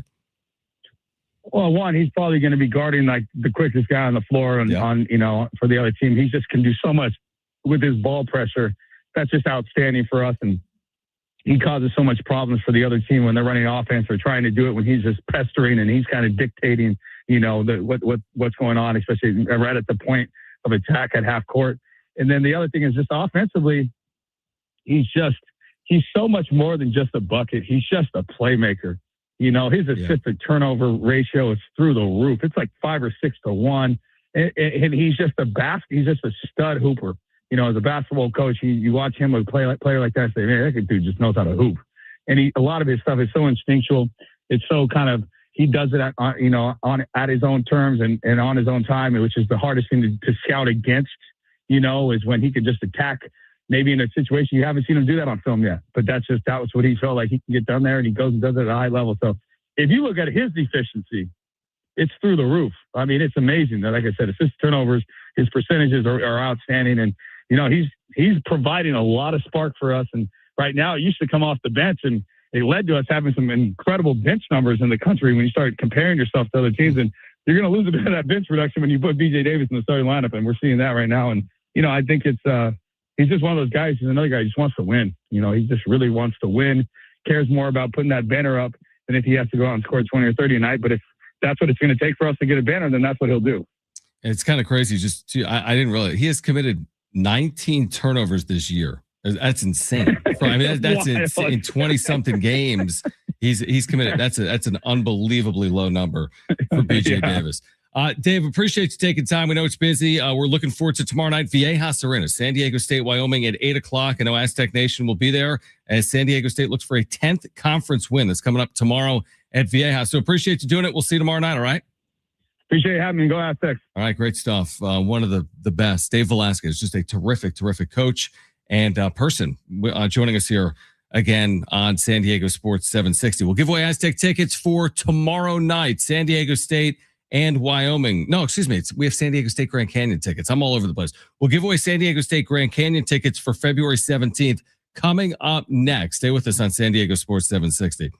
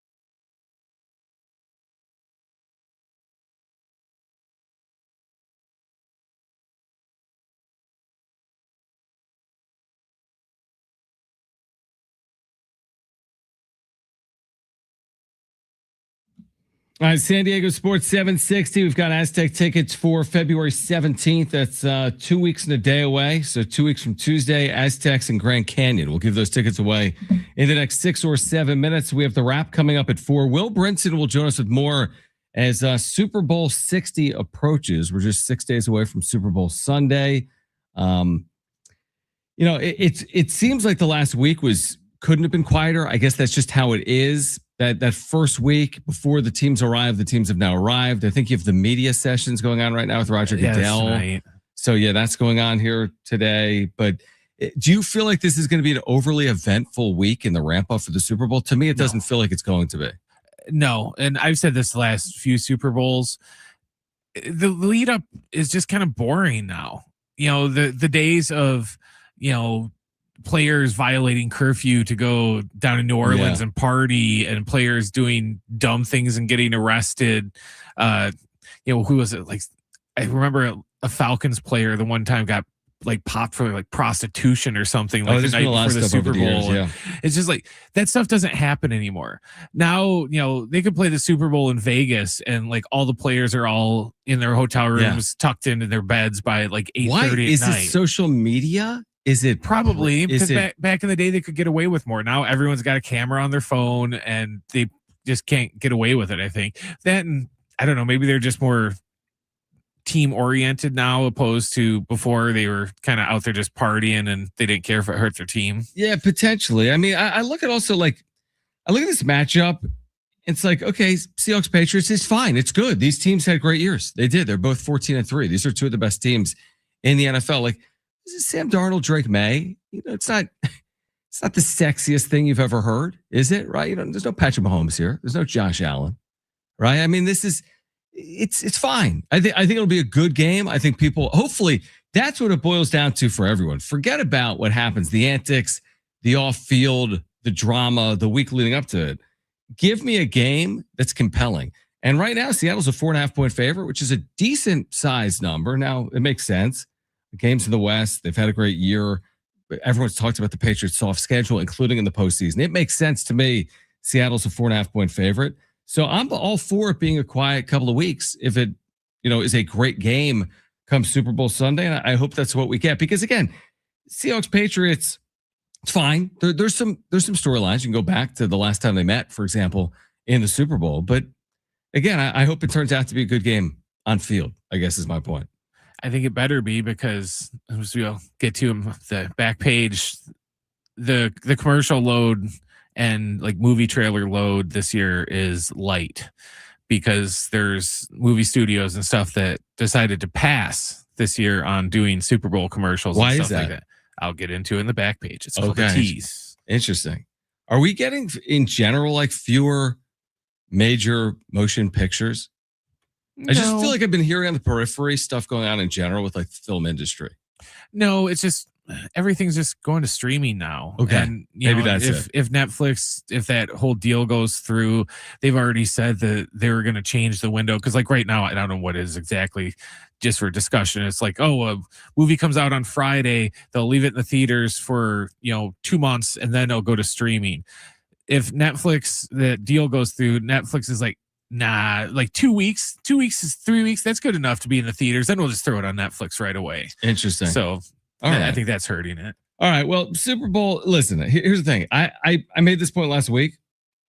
I don't care who's playing. I'm going to be there. I think 99% of Americans feel the same way. Like Super Bowl Sunday, it's essentially an American holiday. It's a day that people circle to start the year, or every year you're going to be there for the game. I don't care if it's the Jaguars or the Panthers or whomever or the Browns. Like I think people are going to be there.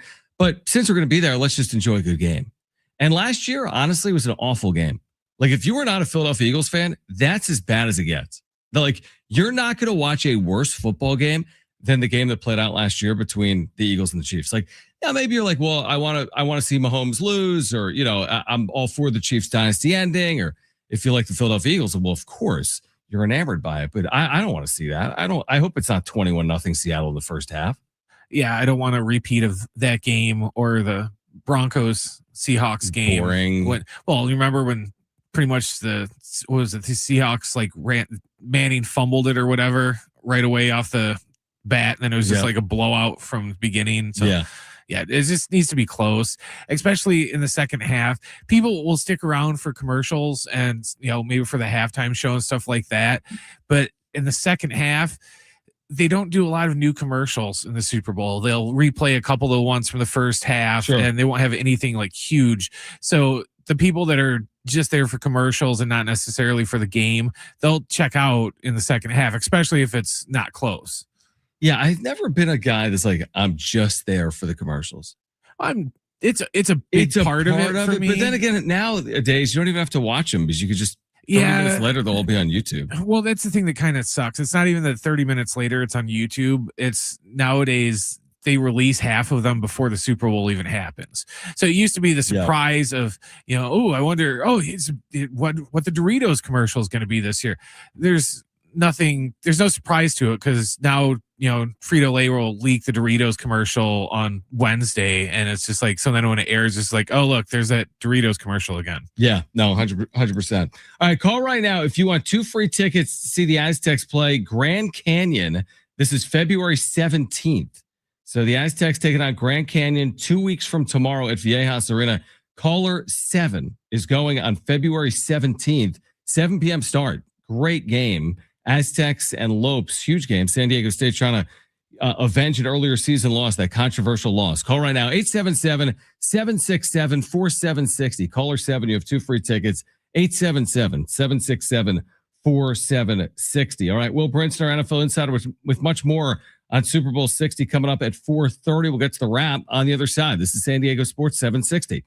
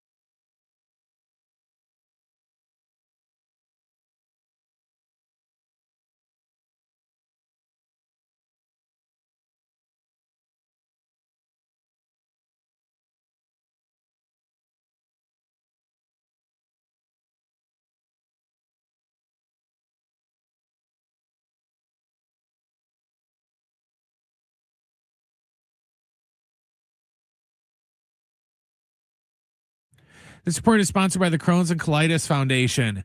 San Diego State is back at Viejas Arena tomorrow night to take on Wyoming. Our pregame coverage with Fletch will start at 7 o'clock, and John will have the tip a little after 8. The Rams signed head coach Sean McVay and their general manager Les Snead to multi-year contract extensions today. And in NBA news, Dallas head coach Jason Kidd was fined $35,000 for criticizing the officials and using profane language in his post-game presser Saturday night following a loss to the Rockets. And in baseball news, at least 6 teams are expected to leave their regional sports network, Main Street Sports, and join Major League Baseball. The Brewers, Marlins, Royals, Cardinals, Reds, and Rays have all decided they will partner with MLB, which will produce their games for the 2026 season and beyond. Major League Baseball already has the rights to the Diamondbacks, Padres, Guardians, Rockies, Twins, Mariners, and Nationals. The Crohn's and Colitis Foundation has been at the forefront of inflammatory bowel disease research and care for over 50 years. Learn more at crohnscolitisfoundation.org.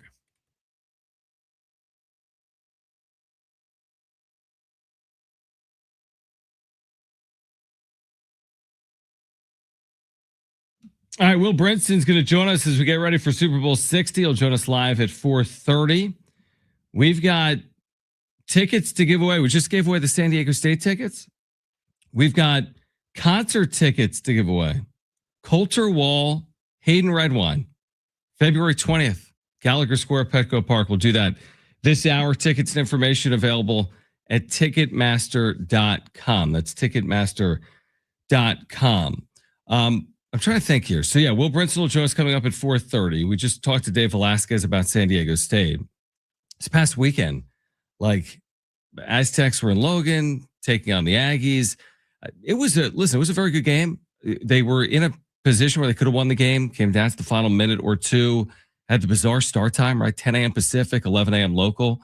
And it was a huge opportunity, really good game. If the Aztecs would have won it, they'd be, 2 games up on Utah State, but Utah State held serve at home. So that's what you're going to have to do. The Aztecs will get the Aggies back in San Diego in about 3 weeks, February 25th. They'll need to win that game. I mean, to get where they want to go, whether that's a Mountain West regular season title or shared title or to be an at-large consideration for the NCAA tournament. I still think they're right there right now, even coming off the loss to Utah State.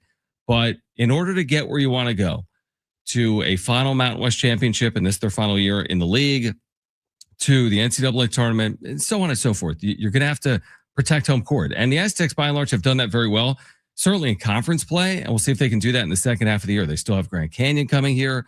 They have Utah State. They still got to go to places like Boise State. They've been down, but you still have to go to the Pit, for example, to take on New Mexico. And we'll see how the Aztecs navigate these finals. There's only 9 games. There's 9 regular season games remaining. It's already February. They're 9-2. That's the good news. 9-2 in the Mountain West. Is tied for first place in the conference. But listen, there's some serious challengers. Utah State's 9-2. New Mexico is also 9-2.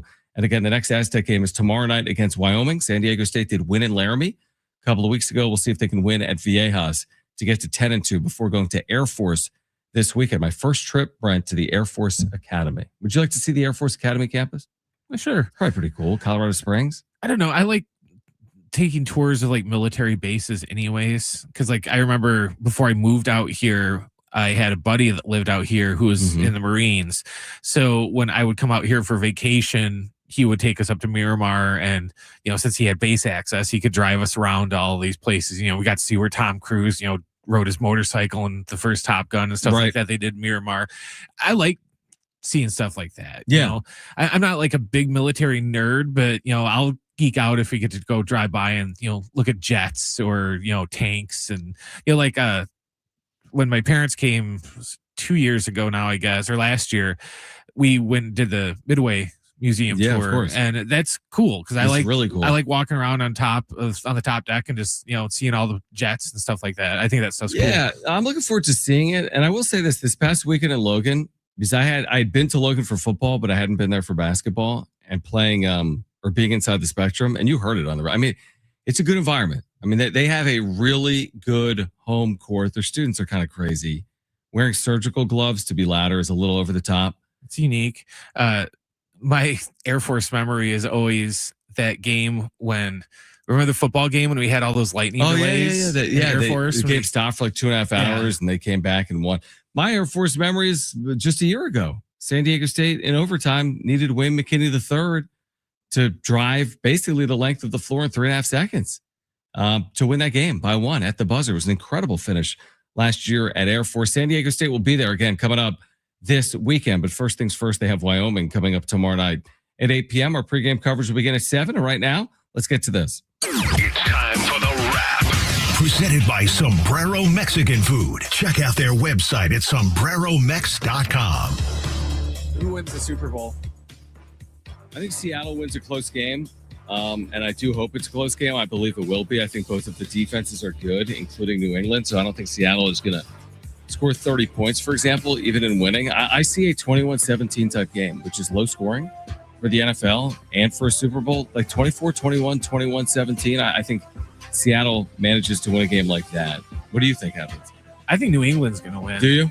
I think they're going to be motivated by everybody talking for 2 weeks about what a cakewalk they had to get to the Super Bowl, and they didn't have to go through Mahomes, and they didn't have to go through Jackson, and they didn't have to do anything. And so I think that's going to motivate them, because I don't think they're a good team this year, and I just don't think they're getting enough credit. And it's not one of those things where Seattle was just so dominant this year to where it's like this big David and Goliath thing, but that's the way the lot of media is treating it, is to where it's like nobody's giving New England, a chance in hell. Yeah, no, I could see that. I think it'll be a good game. I could absolutely see New England winning the game, but you're right. I can see them being motivated by a lot of people are saying, well, you didn't play anyone all year. They don't have a shot in a game like this. Next question. Where will Giannis end up this week? All right, so I mean, it sounds like it's getting pretty serious. I mean, the lead story at ESPN right now is the Bucks are countering trade offers. So they've received the offers and they're now negotiating maybe with a number of teams. I see that ESPN lists Miami, Minnesota, Golden State, and Knicks among the most active suitors. That does not mean those are the only 4 teams that are negotiating right now with Milwaukee. In regards to those teams, Heat, T-Wolves, Warriors, Knicks, like what's most compelling to you? Is Minnesota? Well, see, Minnesota is the team that came out of nowhere, really, because the Knicks and the Heat and everyone else and the Warriors, people were talking about them the whole time, but just the Timberwolves popped up from over the weekend. I don't know what they have in terms of like draft capital and stuff to even give the Bucks, and Wemby and Giannis sounds super intriguing. Steph and Giannis, super intriguing. Ant-Man and Giannis, I can't really interesting pairing. Yeah, I see what you're saying, but I can't really see that being like, oh yeah, that's they're too similar with each other to where Ant-Man's he's too streaky of a shooter to be just for it to work. They're both just kind of drive to the basket kind of guys, so I don't think that would work in Minnesota. Right. I don't know. I'm still kind of leaning towards either the Knicks or the Spurs. I'm still leaning towards Spurs based off of what we played last week from Nick Wright. Before I thought the Spurs was a bad idea because they got Wemby and all these number 1 picks. They're going to have bad draft picks for the next 10 years. But then I found out that none of the picks are actually the Spurs. They all belong to other teams that suck, right? Including Sacramento. So I think I would rather they deal with San Antonio, but I kind of think it's going to be either the Knicks or they keep bringing up the Heat, but I don't know what they're going to give up either. So yeah, I mean, I think Knicks and Warriors draws the biggest headlines, and I think T-Wolves is interesting. I'm not so sure about the Heat. I agree with you. I think the Spurs is kind of fascinating. He's going to be moved. That's the story here. This has now become definitive and definite. That between now and I think it's Thursday at 3 Eastern, it is. Correct. So by Thursday at noon, we'll be talking about this either Wednesday or Thursday on San Diego Sports 760. You'll have movement by Wednesday or Thursday by the time we're on the air. It's getting to the point where like I'm getting up and like checking ESPN you're gonna see during something. the night just to make sure that nothing happened when I was sleeping. You're going to see it. We got 48 hours, 72 hours. You're going to see it in the next 48, 72 hours. And it'll be interesting to see the fallout because there's teams that are waiting probably if they don't get in on the Giannis sweepstakes, then they're going to go after Ja. But they don't want to go after Ja until they lose out on Giannis. That's a great point. And I think Giannis ultimately will be celebrated in Milwaukee. 12 Yeah. plus years, championship, re-signed. Sometimes it just gets a little stale, and that makes complete sense. Most athletes are going to spend time in two spots. And he didn't have this like massive fallout Nope. where he's It's just was trash time to talking move the on. city and the team. And so he's leaving on Yep. good terms. Completely so agree. I'm fine with it. Next question. Will you be watching the 2026 Winter Olympics? The Milan Cortina Olympics that we've been hearing some promos for on iHeart. Honestly, Brent, I'm an events guy, so I will be throwing it on. Now, what events will I be watching? It's basically it's like being, it's like they feed it to you. So if NBC is showing me alpine skiing, they're like, oh, alpine skiing. But if they're showing me, I don't know what else, ice hockey or bobsled or luge, then I'll be dabbling in it. Am I going to obsess over it and be up all night watching it, or wake up and throw on like CNBC to watch curling? Probably not. But I have no problem with throwing it on some weeknights and weekends to see what's happening. See, it's different now than what it was like when we were kids. When we were kids, you're right. You had to watch whatever NBC They kinda decided feed to it force to you. feed it. Yeah. So, if they're going to air figure skating for 2 hours, You're and you had to watch watching it. figure skating and, whatever they went into. Now with Peacock, Yes, you're you can pretty much watch whatever you want. If you just want to watch luge. well, Yeah. even if you want to go like the super obscure, like, I don't even know what they call it. The one when you cross country ski and then you stop to shoot stuff and then ski That's again. amazing, yeah. It's They ridiculous. never air that on TV. It's But you want to incredible. watch that, you can, because it'll all be on Peacock. So I might That's watch some of that interesting. because I'm not into the boring Olympic sports. If there's no chance that you could die, I'm not going to watch it. So like the skeleton and the luge, Those are and things happen in those. ski jump, super G, stuff like that. I like watching that. Do you like stuff. snowboard? Like the half pipe? No, not really, because that's just kind of boring. And honestly, I could go to Big Bear and watch that. Yeah, I guess the point is, and 70470 started with team. Will you be watching the Olympics? I think opening ceremonies are Friday. It's Friday or Thursday. Yeah, and the events are underway before Friday. But will you be watching? 70470 started with the word team. And then there's there's always the time zones. Because we are 8-9 hours from Italy? Because we're in the West. I mean, we're 8-9 hours, maybe 10. So it's going to be all wonky. And are they showing it to us on replay, or are they showing it to us live? They're 9 hours ahead of us. 9 hours. So like 8 p.m. Milan is 11 a.m. So are we watching some of the most high profile Olympic events at 11 a.m. live? Or are we watching them 9 hours later at 8 p.m.? I think it'll be a combination. Yeah. I think they'll do like they used to do, where it's the bigger things, they'll do like the tape delay at night so they can put it on prime time. Yep. And they'll just have to do it. Well, if you don't want the results ruined that we're going to air tonight, look away now, and then they'll talk about it and then just go back to it. Final question. Should the Raiders stick with the number 1 pick or trade it? So here's the way I look at it, Brent. Tell me if I'm wrong. I mean, listen, they have needs beyond quarterback, but they need a quarterback. So they have needs beyond quarterback, but they need a quarterback. The question is Francisco Mendoza such a surefire lock, I don't know if generational, but like a franchise quarterback that he must be taken there? Or does it serve you to trade down, potentially get more assets, and still get a quarterback in the draft? I'd be tempted to trade down and get the additional assets to support my rebuild as opposed to the one player. What do you think? I'm looking at it from the point of view of like where the Bears were at 2 years ago. Right. To where, and I was vocal. I wanted him to trade that pick. Yep. I It won't worked sit out, here though. now and be like, oh, Yeah. I've always loved Yeah. Caleb. No, I didn't. He grew on me this year.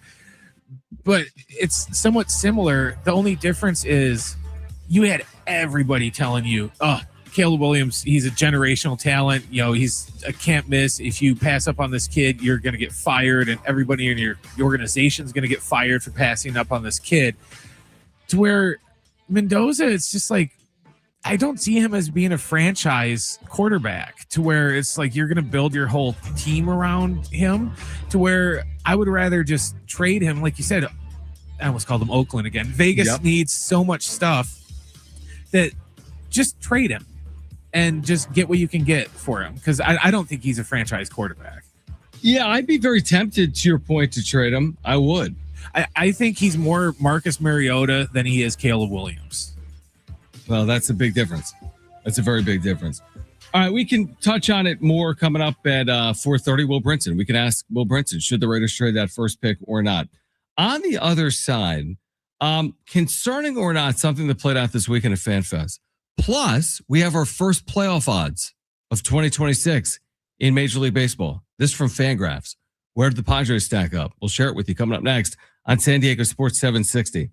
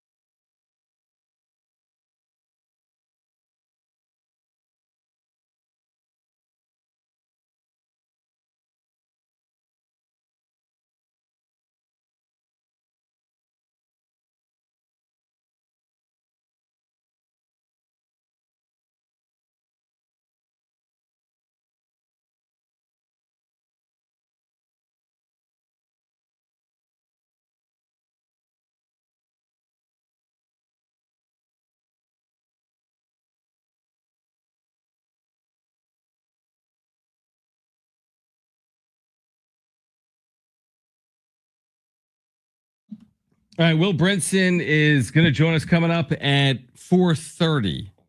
So Will Brinson will join us, NFL Insider. He will join us coming up at 4:30 in about 10 minutes. So two things, Brent.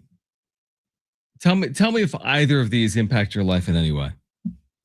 So FanFest this past weekend, we had Annie Halpern at studio. She was there talking about it. 20,000 Padres fans. Seemed like a good event, good day, obviously, for it. Padres executives, including Preller, Grupner, and players spoke. All good. Craig Stammen, too. One glaring omission from FanFest of the 20,000 plus fans and executives and players was, Manny Machado, right? The captain of the team in the midst of the richest deal in the history of the franchise. Now, AJ Preller said that he and Xander Bogaerts had prior obligations, which is fair. People have prior obligations. We've all had prior obligations. But you're a week away from basically pitchers and catchers reporting, basically, maybe a little more than that. And this is like the last true weekend that the team is kind of off, but they're all kind of together, right? They had the Joe Musgrove Camp 44. They've had some community days. They had Tatis's Foundation over the weekend, and it all culminated with FanFest. Is there anything to read into? Not to read into, but does it rub anyone the wrong way that a Manny Machado, the face of this team and the most, paid player, whatever, the money, the player that they paid the most to be here, that Manny Machado is not at FanFest? No, it doesn't bother me. To be honest, it's not like Manny's going to say anything that is just going to be earth shaking, where it's just like, oh, I wish Manny was here. He's just going to say the usual, baseball cliche stuff that you say, 2 months before, the season starts. And so, no, I don't think it's that big of a deal. I guess maybe it depends on, what the reason was, instead of just the vague, oh, he had a prior, okay, like what kind of prior engagement, was a family member getting married or something like that. And, if it's something like that, then, I care even less that he didn't go to FanFest. Right. But if it's just a case of, oh, I was going to, Cabo for vacation and I didn't want to cancel it, then that might be a little different. But no, I don't think it's the end of the world that he didn't show up. No, it's not the end of the world. It was just like, you're just kind of like, because he's been there before. So he knows about it. Like I get it. They are asked to report a lot of days from February through October. They're basically working every day. So should they be able to enjoy their off season? Yeah, I get it. But there's basically only one day they're asked to do something out of the season between February and October, right? Because not November, December, January, by and large. So let's say, 90 plus days, they're not asked to do something, 100 plus days, almost like a long summer break for a kid. The one commitment is basically, I think, a 2-day event. They do their community work the day before FanFest, which I'm assuming Manny wasn't a part of this year. If he had this prior commitment for Saturday, I'm not sure. I didn't see it. And then they have the day that follows FanFest. So they're basically asking their players for 2 days in the offseason to commit to those events, community work and then FanFest. That's what I believe that they ask of their players. And I get it. They work a lot during the year. They're also paid handsomely. So, and Manny's been at the other ones, including last year. So it's all good. It's all good. I'm just wondering what prevented him in actuality from not being there. And maybe there's something personal in nature. Maybe it's family related. Maybe it makes complete sense. I just found it to be interesting. Now, was Manny one of the frolickers in the sand last week? It's a good point, Brent. I don't know if he was, or has he been away, to your point? Because I would be more concerned if he skipped out on that 44 than FanFest. Because I've seen a couple people on YouTube chat kind of hitting at him, showing poor leadership, abilities by skipping FanFest. I think it'd be more poor leadership if he skipped, the beach day stuff and the team activity opposed to the fan event. Yeah. Does anyone know the answer to that? 70470 started with the word team. I don't recall. I didn't look at it very long. I don't recall seeing him in those activities. I could be dead wrong. I don't care. I didn't sit there. Well, there was 3 lines of people when they're playing all their games, so it's hard to pick them all out. Yeah, right. I wasn't stopping the videotape and rewinding and using a magnifying glass, zooming in on who was there. To the left. Didn't care, but maybe he was away. Maybe there's family matter, personal matter, family vacation. Who knows? But yeah, this is kind of interesting. If Joe Musgrove is hosting 15 or 20 of his teammates and he is or isn't there, and then there's FanFest and he is not there, it's kind of something to at least make note of. If you know the answer to that, 70470, start it with the word team. All right. Will Brinson, our NFL insider, joins us On the other side, we've got a pair of tickets to see Coulter Wall and Hayden Redwine at Gallagher Square, Petco Park on February 20th. We'll give away later this hour. We're going to hear from Reese Dixon Waters. What do you have to say postgame as well after the Aztecs lost in Utah State or at Utah State on Saturday afternoon? We're here until 6. This is San Diego Sports 760. We're live on the iHeartRadio app.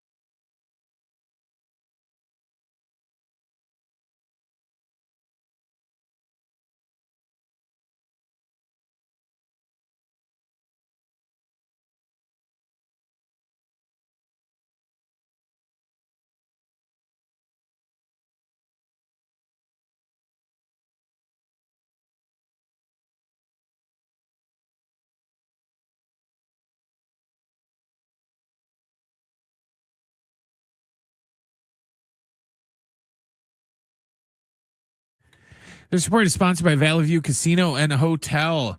San Diego State is back at Viejas Arena tomorrow night to take on Wyoming. Our pregame coverage with Fletch will start at 7 o'clock. John will have the tip a little after 8 o'clock. The Rams signed head coach Sean McVay and general manager Les Snead to multi-year contract extensions today. In NBA news, Dallas head coach Jason Kidd has been fined $35,000 for criticizing officiating and using profane language in his post-game press conference Saturday night. And in baseball news, at least 6 teams are expected to leave their regional sports network, Main Street Sports, and join Major League Baseball. The Brewers, Marlins, Royals, Cardinals, Reds, and Rays have all decided to partner with MLB, which will produce their games for the 2026 season and beyond. Major League Baseball currently has the rights to the Diamondbacks, Padres, Guardians, Rockies, Twins, Mariners, and Nationals. Be the 3C's MVP this month at Valley View Casino and Hotel. On February 27th, one lucky winner will score cash, and more cash, or a spin for $100,000 during the 3C's giveaway, only at San Diego's favorite casino.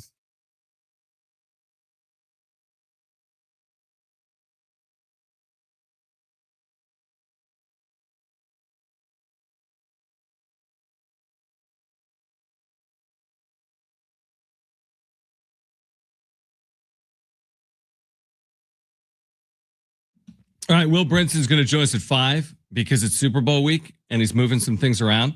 So Will Brinson, our NFL Insider, is going to join us coming up in 30 minutes. We'll have time to connect with Will at 5 p.m. I want to continue this Manny Machado conversation because I think it's elicited some responses. We didn't read this on the text line, or did we? About Manny. 70470 started with the word team. I mean, I'll stick by my initial point. And by the way, in looking at what some people are saying in their responses to us, and on social, it doesn't appear. Here's the thing with the Camp 44 stuff, Brad. That by and large is put on by Joe Musgrove for pitchers. There are position players that have appeared, but it's not all of the position players. So that is, I think, more understandable. Okay. There were position players there. Look no further than Fernando Tatis Jr. Baywatch edition, right? The other day, like Mission Beach or whatever it was. Okay, so that's understandable. So Joe Musgrove puts on this event once a year, mostly for the pitching staff. They can bond, and that's great. And some position players, gravitate towards it as well.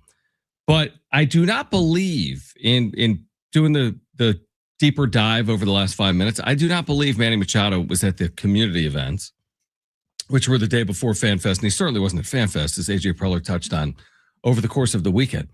And listen, if there's I'm not gonna go all in here on February 2nd and be like, this is a joke. This goes back to what Kevin Acee wrote 3 years ago. He's not a leader. There may be a real reason as to why he was not there. So you have to be very careful when making a strong statement regarding something like this. There's all types of things that present themselves, right? I mean, like family matters are going to prioritize themselves in this scenario. Completely understandable. That makes complete sense.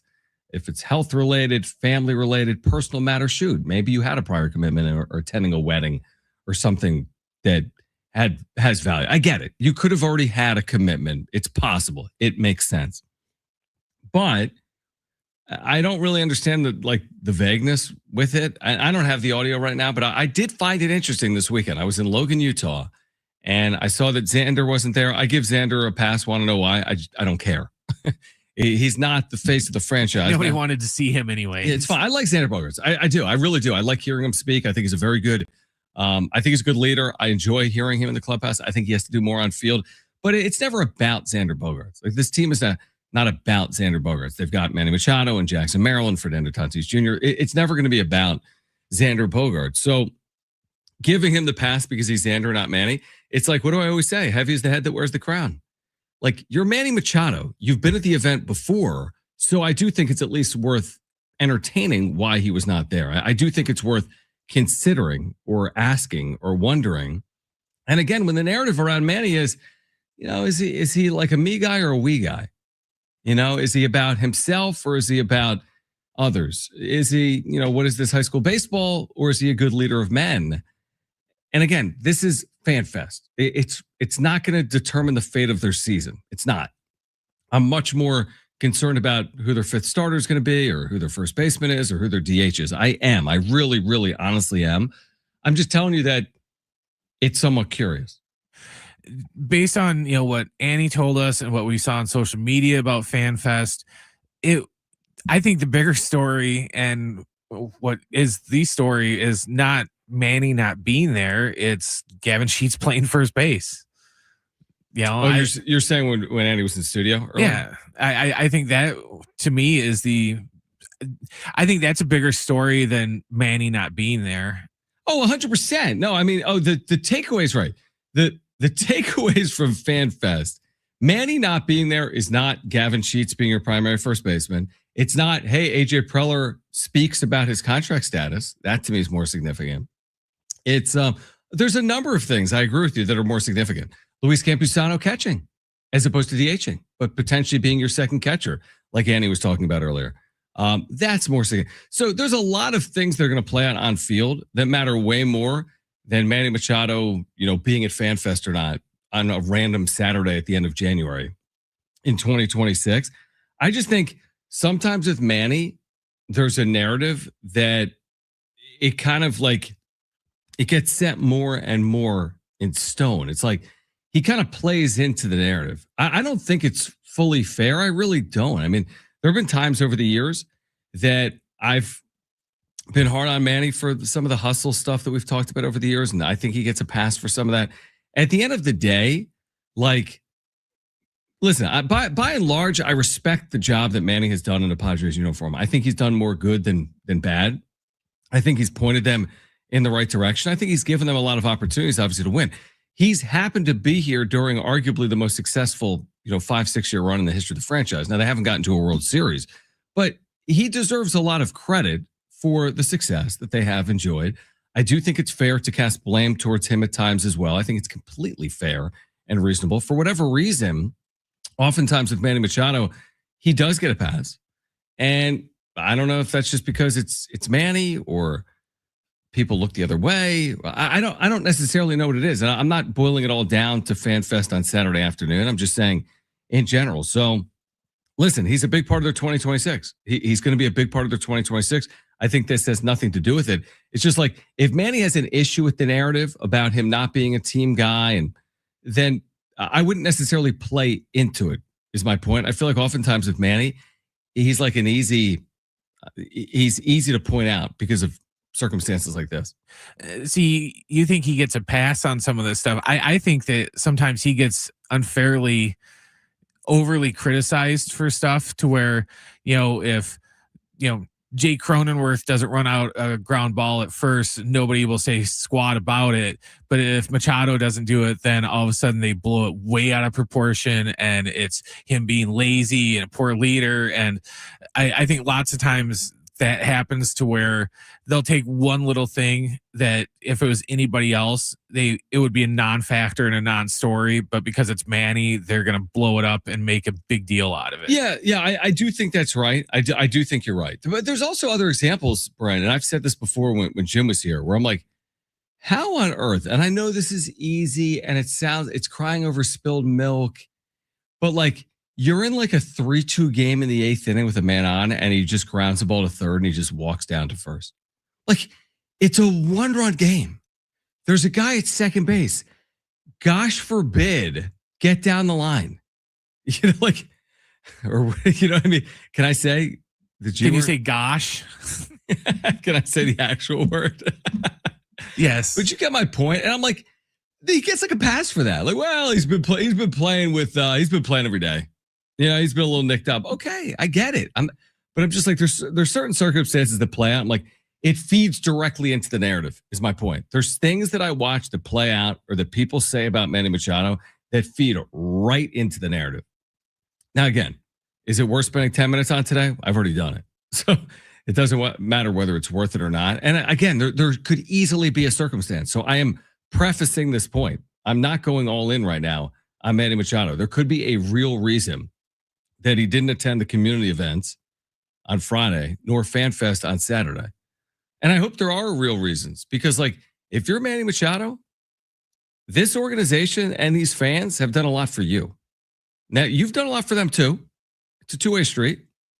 You've done a lot for them, but they've done a lot for you. They're in your corner when me or Jim are not. They're there for you when times are tough. Like the organization backs you publicly. They double down on you with Peter's backing when you made it about you after the Xander Bogaerts contract. So like they have your back. This fan base has your back. That's just my point. Like, so, be in their corner too. And I think he is. I think he is. He just can be rough around the edges. He can be tough to figure out at times. I'm not going all in on FanFest. Maybe there's a reason as to why. Is it the best look in the world? It's probably not the best look in the world, if I'm being honest. Is it the reason why the Padres? I don't buy this, by the way. This Fangraphs 21% chance of making the postseason. Fangraphs gives the Padres a 21% chance of making the postseason. How's that possible? I'm looking at betting sites. They're like minus 120, minus 140 to make the postseason. That means they have a better than 50-50 shot of making the postseason. Is it because the roster's not complete? Okay. If you're not accounting for a fifth starter, if you're not accounting for a first baseman, if you're not accounting for a DH, you add that all up. Yeah, okay. Then I could buy some of that. But Fangraphs gives the Padres a 21% chance of reaching the postseason, less than the Athletics of nowhere, whatever their hometown is, less than the Pirates. Give me a break. I don't care what the Pirates have done this offseason. I don't care how good Paul Skeens is. I don't care about the Athletics' young core. There is no way those teams are more likely to get to the postseason at this exact moment than the San Diego Padres. Make it make sense. Did they do a win total? No. Or just a playoff percentage? Yes. Projected win total.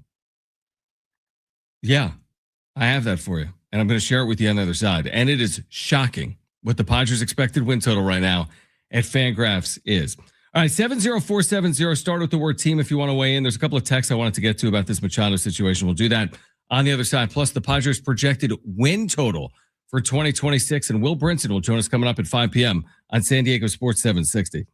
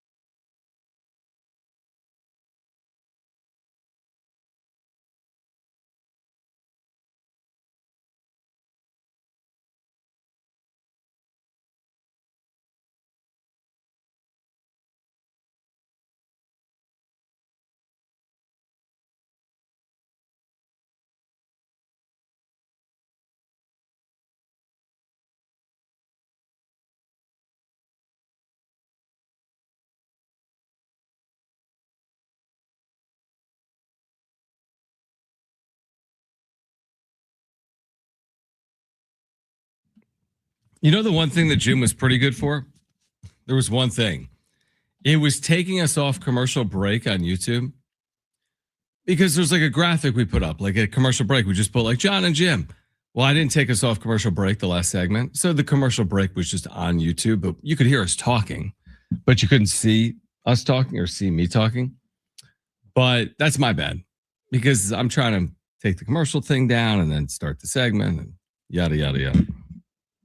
Like, again, Will Brinson's going to join us, come up at 5 p.m. Why don't we give away, we'll do it in the next 10 minutes. We have tickets to give away to a concert coming up at Gallagher Square, Petco Park. This is Coulter Wall, Hayden Redwine. This is February 20th. We'll give those tickets away in about 5 minutes, maybe 6-7 minutes. 2 tickets, Coulter Wall, Hayden Redwine, Gallagher Square, Petco Park, February 20th. Tickets and information at Ticketmaster.com. Will Brinson will join us coming up at 5 p.m. A couple of people weighing in here on the text line about Machado no-showing. Like 619 says, who cares? This team isn't Manny's anymore. This team belongs to Merrill now, and he was there. That's all that matters.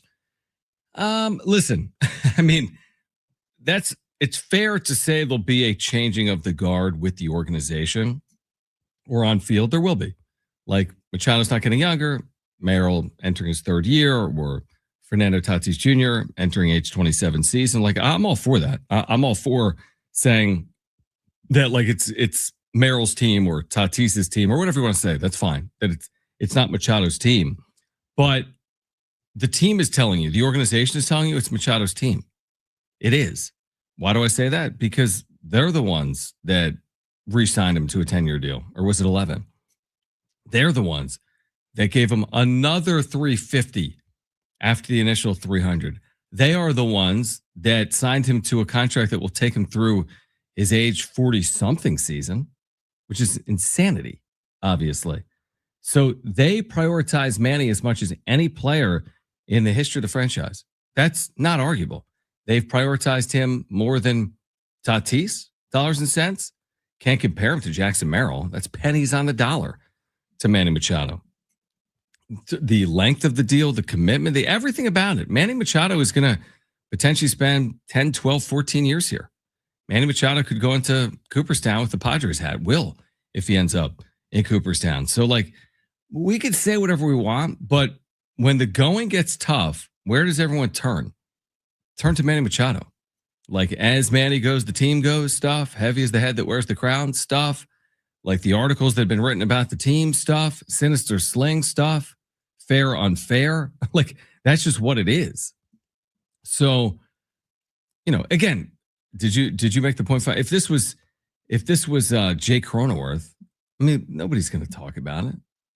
But Jay Cronenworth wasn't the richest free agent deal in the history of the San Diego Padres, one of the richest free agent deals in the history of American professional sports when it was initially signed in 2019. So that's not who Jay Cronenworth is. Like, Manny Machado fancies himself as one of the better players in the sport, does he not? The organization believes he is as well. Why would they have committed that type of resource and revenue to him if they didn't? So I'm not saying you need to be perfect, and I'm not saying every year you're going to have a 1,000 OPS. That's not who he is anyway. Or he needs to hit 40 home runs. That's not my expectation for Manny Machado. My expectation for Machado is, again, don't lean so heavily into the narratives that a lot of people think are unfair, including at times myself. That's just my point on Manny Machado. And again, is there an explanation for not being at FanFest? Yeah, I'm sure there is. I'm sure there's an explanation. But are we going to hear that? Like, is Manny going to be asked about that? I'm wondering, will he be? Or are people like scared to ask that question to Manny Machado? Like, hey, where were you last weekend at FanFest? I mean, he'll brush out. I had a personal matter I need to deal with, which is fine. It's fine. I wouldn't ask it because he's just going to, like you say, he's just brush gonna, it off. Yeah. And Preller said he's been in constant communication with Machado and Bogaerts. I would hope. It's basically the job of the organization to be in constant communication. So again, listen, do they have a lot of commitments? Are they there all year? Do they get there February 10th and leave October 15th without more than one day off in a row, by and large, for 7-8 months? Yeah, but I mean, a lot of our listeners go to work every day too, right? I mean, a lot of our listeners put food on the table. Like, it's not like what's being asked of them is so incredibly challenging that you can't imagine anyone ever doing it. They're paid handsomely to do it. And by the way, his teammates were there. I mean, I'm sure these other players have long seasons and have families and have obligations, but some of these guys obviously made it a priority. Again, without knowing what Manny Machado was potentially dealing with, it's hard to really go further than that with the conversation. But I mean, with 619's point, like this isn't Manny's team anymore. I mean, it's probably strong. I mean, maybe we'll say that in 3 to 5 years. But if this isn't Manny's team, I mean, that's putting a lot on the shoulders of Jackson Merrill, is it not? A guy that missed a good bulk of last year and didn't put up the same numbers as 2024. It's his team right now. I would say it's not only Manny's team anymore. Right. I think that there's other players that have been in the league long enough now that, I think Jackson Merrill can step up and take a little more of a leadership role now that he's been on the team for a few years. Tatis definitely can step up and take some of the leadership stuff. Even Xander, even though he doesn't necessarily do it on field, but I think he's looked upon as being a leader in the clubhouse by the players. So I think that it doesn't all have to fall on Manny's shoulders anymore. I think they can have multiple, leaders on the team instead of just everything having to default all on Manny. Yeah, I mean, I would also say you bring up a really good point because, like, from a internal or clubhouse perspective, if it's not Manny's team, that's going to be an interesting conversation. He's not taking back seats. He's not doing things differently. He's not acquiescing. Just watch. It's his way, which by and large has worked. He's had success individually and collectively. Now, has he won in the postseason or hit in the postseason? No, he has not. And a lot of that is on him, obviously. But has his methodology worked? Yeah. I mean, he's going to have 3,000 hits, 500 home runs, make the postseason 10 times his career. Right. There'll be a lot of indicators that say Manny Machado was successful, obviously. But one thing that I think is kind of inarguable is, like, you're not trying to go against the grain with Manny Machado. Like, you kind of need him in your camp.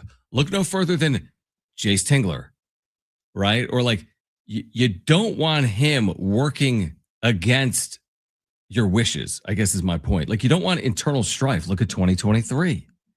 Like a lot of type A personalities in one room. And that certainly didn't bode well for a number of them, including potentially Manny Machado. So if there is a new leader, that's going to be news to Manny Machado. I think it's just in terms of Manny's still going to be able to be Manny and do the things the way he wants to. I just mean in terms of, like, when they're struggling, who's the first person and sometimes the only person that ask about the team's struggles? Manny. Like, it's all Manny's fault that the team is hitting 180 with runners in scoring position. All I'm saying now is, instead of just putting all these questions to Manny on why the team is struggling, if we have more than one leader, ask Tatis why the team is struggling sometimes, instead of just always asking Manny. Because sometimes I think that's why he gets kind of so pissy about things when they ask him questions, is because I feel like they're asking him these questions, but they don't ask anyone else on the team like the same questions. Like, he's the de facto go-to if you want answers. And I can see how sometimes I think that annoys him, to where if Tatis or Jackson step up and take a bigger role, it will take some of the load off of Manny's shoulders again, with just having to field all the questions. Yeah, I mean, like the texter followed up by saying, let me just find it. Don't you remember last year how it ended? Financially, it's Manny's team, but not the clubhouse. Merrill is the only one who shows up in the playoffs. I mean, hold on. They played 3 playoff games. What did anyone do? Machado was 1 for 10 with a home run. Merrill was, okay, he was 3 for 9 with a home run. But they lost the series 2-1. I mean, what do we really make of a 3-game series, first of all? That's not going to tell me who leads this team because of a 3-game series. But yeah, do they need to lean on Merrill? 1,000%. Does he need to bounce back and have a huge year? Yeah, that would go a long way. But I think you're going to need it from Manny too. All right. On the other side, our NFL insider, Will Brinson, getting us ready for Super Bowl week. Super Bowl Sunday, just days away. Will Brinson from CBS Sports joins us next on San Diego Sports 760. We're live on the iHeartRadio app.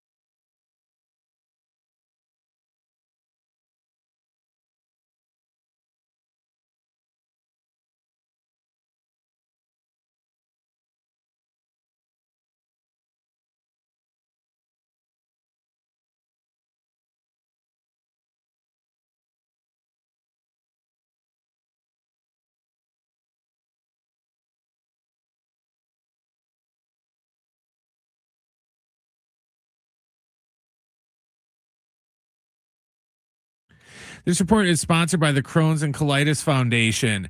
The Aztecs are back home tomorrow night to take on Wyoming. Our pregame coverage with John will begin at 7 o'clock. Well, pregame will start with Fletch, I should say, at 7 o'clock. John will have the tip after 8.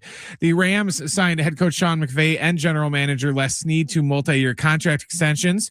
And in NBA news, Dallas coach Jason Kidd was fined $35,000 today for criticizing officials and using profane language in his postgame presser following a loss on Saturday night. The Crohn's and Colitis Foundation has been at the forefront of inflammatory bowel disease research and care for over 50 years. Learn more at crohnscolitisfoundation.org.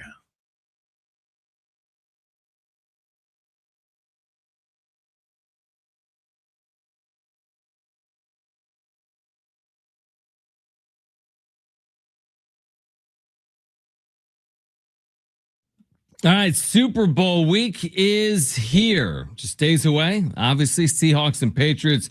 Great to connect with Will Brinson, our NFL insider from CBS Sports, back with us on San Diego Sports 760. I probably should have asked this to you off air, Will. Are you in the Bay Area right now or not? I am not in the Bay Area right now. It's one of those. I've been bouncing out of the Super Bowl on Friday usually the last couple of years, and it's kind of a haul from Raleigh. So it really is. You don't really need to be there. You're not playing. I think the last time I was in Santa Clara, we were coming back from opening night, which is happening right now, and our bus driver fell asleep at the wheel. What? And ran into a guardrail, and we very nearly died on the highway. I didn't realize. I forgot Jim was your driver that time. All right, Will Brinson. Will's with us right now at San Diego Sports 760. What I was going to ask you, the reason I asked that is I haven't fully been paying attention to what Roger Goodell had to say today. He meets with the media every Monday of Super Bowl week, right?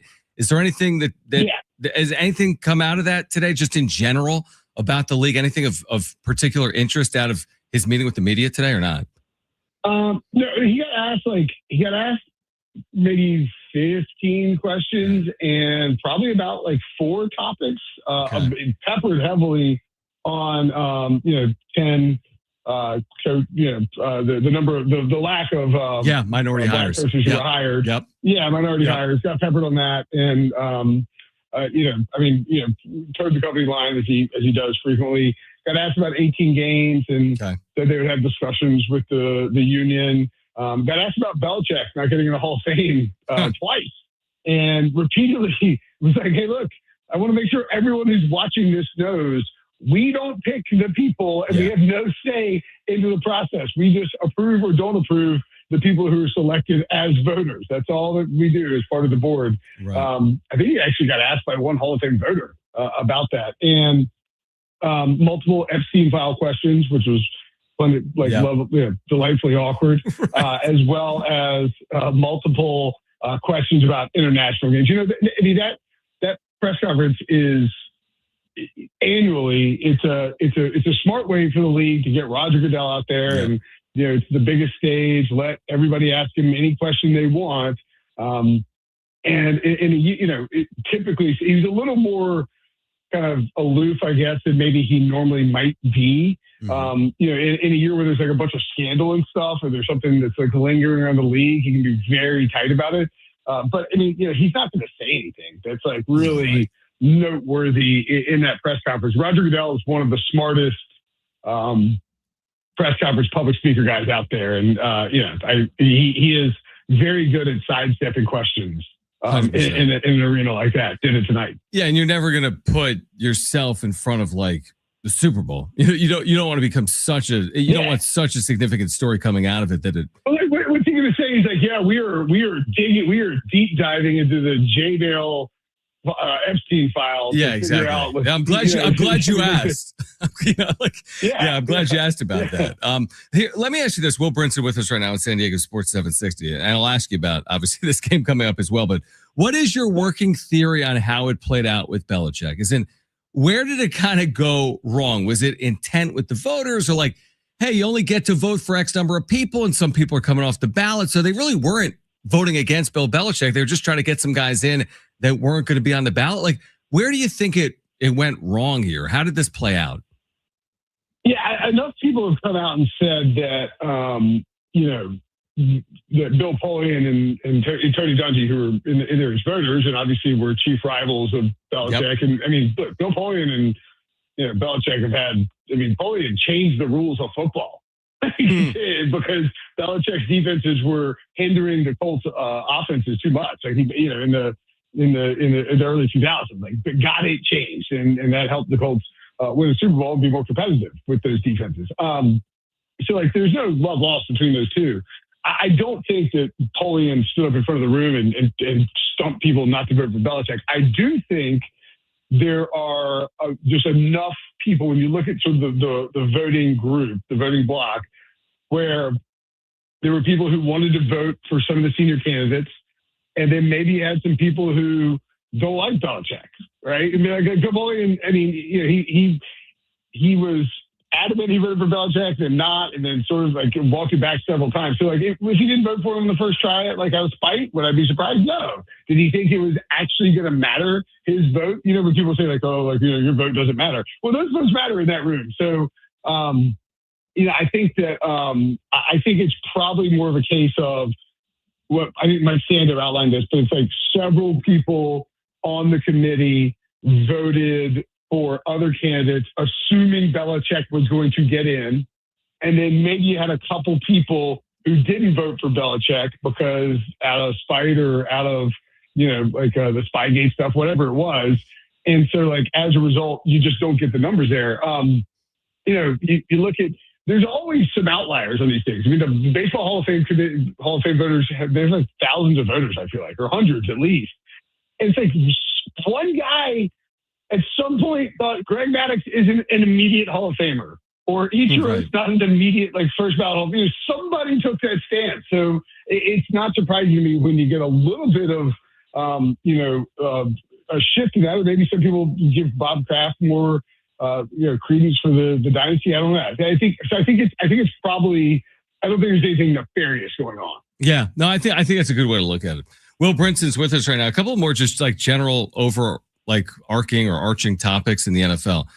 17 to me never made any sense in terms of regular season games. It always felt like 17 was just to get to 18, but they couldn't go to 18. So they went to 17. So would you call 18 an inevitability?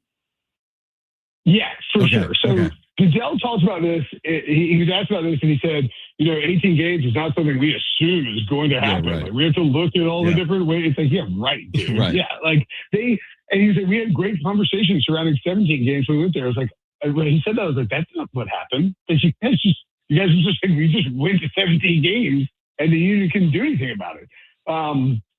I think that he was coy about it today because he wanted to make sure, ahead of like a CBA negotiation, which I got some time on, but that he doesn't put that out there as if it's an inevitability. But 18 was always what's going to happen because you're going to figure out a way to do it with multiple buys. Yep. He said they want to have 16 international games, so one team plays an international game each year.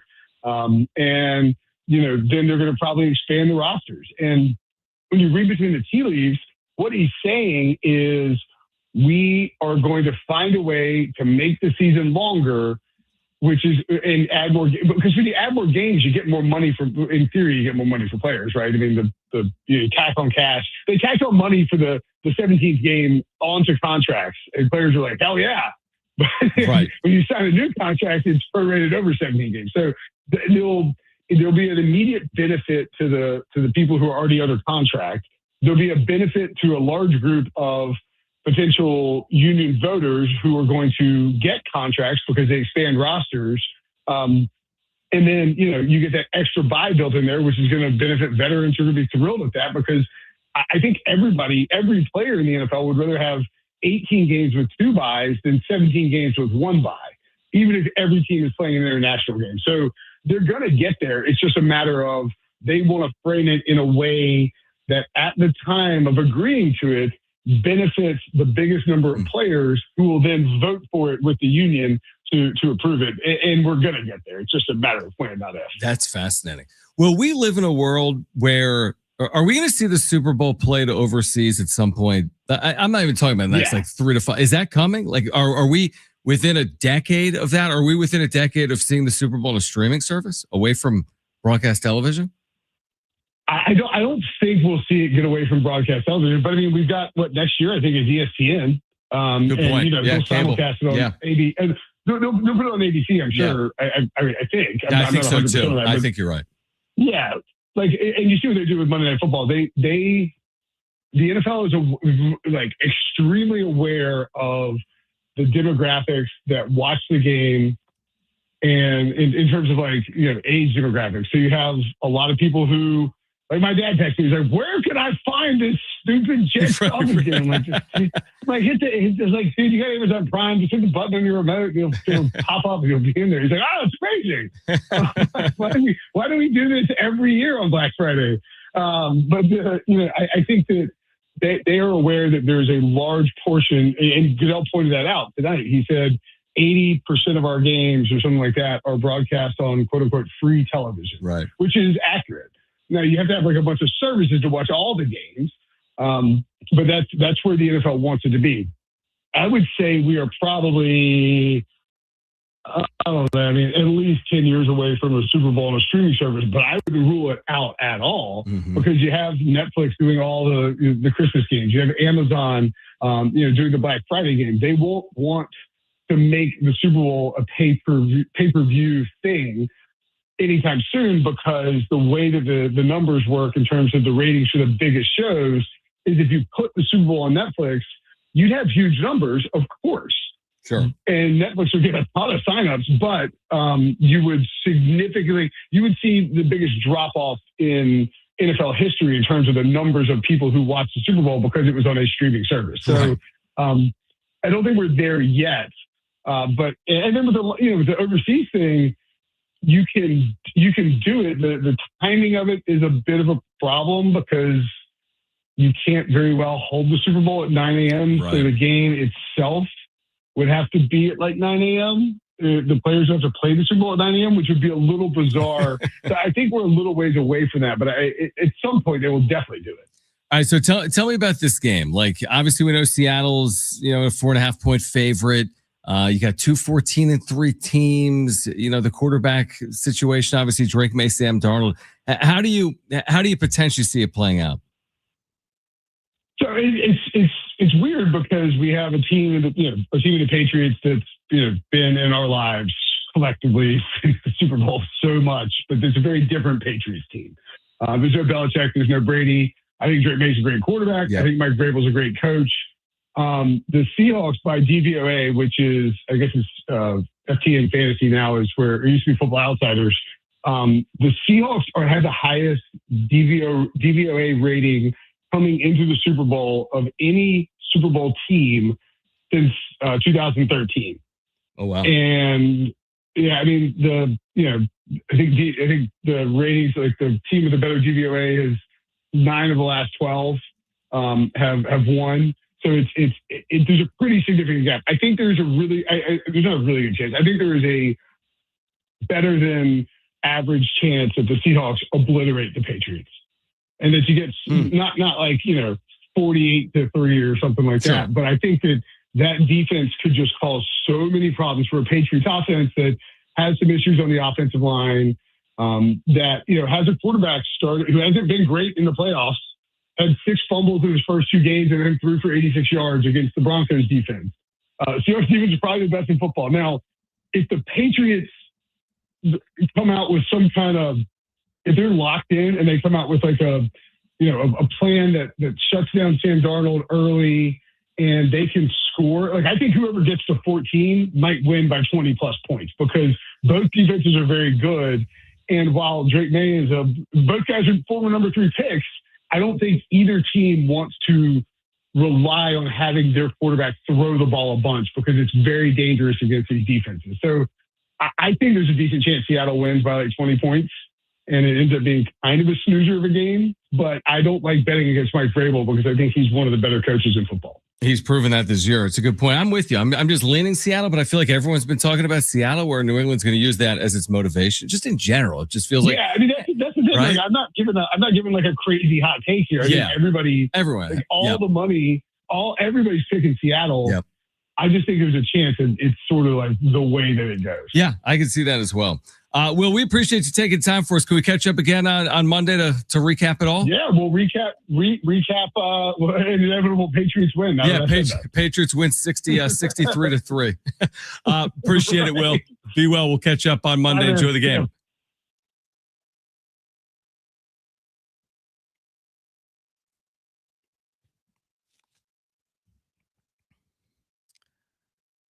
Great stuff with our NFL insider, Will Brinson. If you missed Dave Velasquez, San Diego State longtime men's basketball assistant, you'll hear a conversation from earlier coming up at 5:30. Plus, on the other side, we're giving away tickets that we told you about. We'll share what that is coming up on the other side. Plus, what is the Padres' projected win total for 2026? We have it for you coming up next on San Diego Sports 760.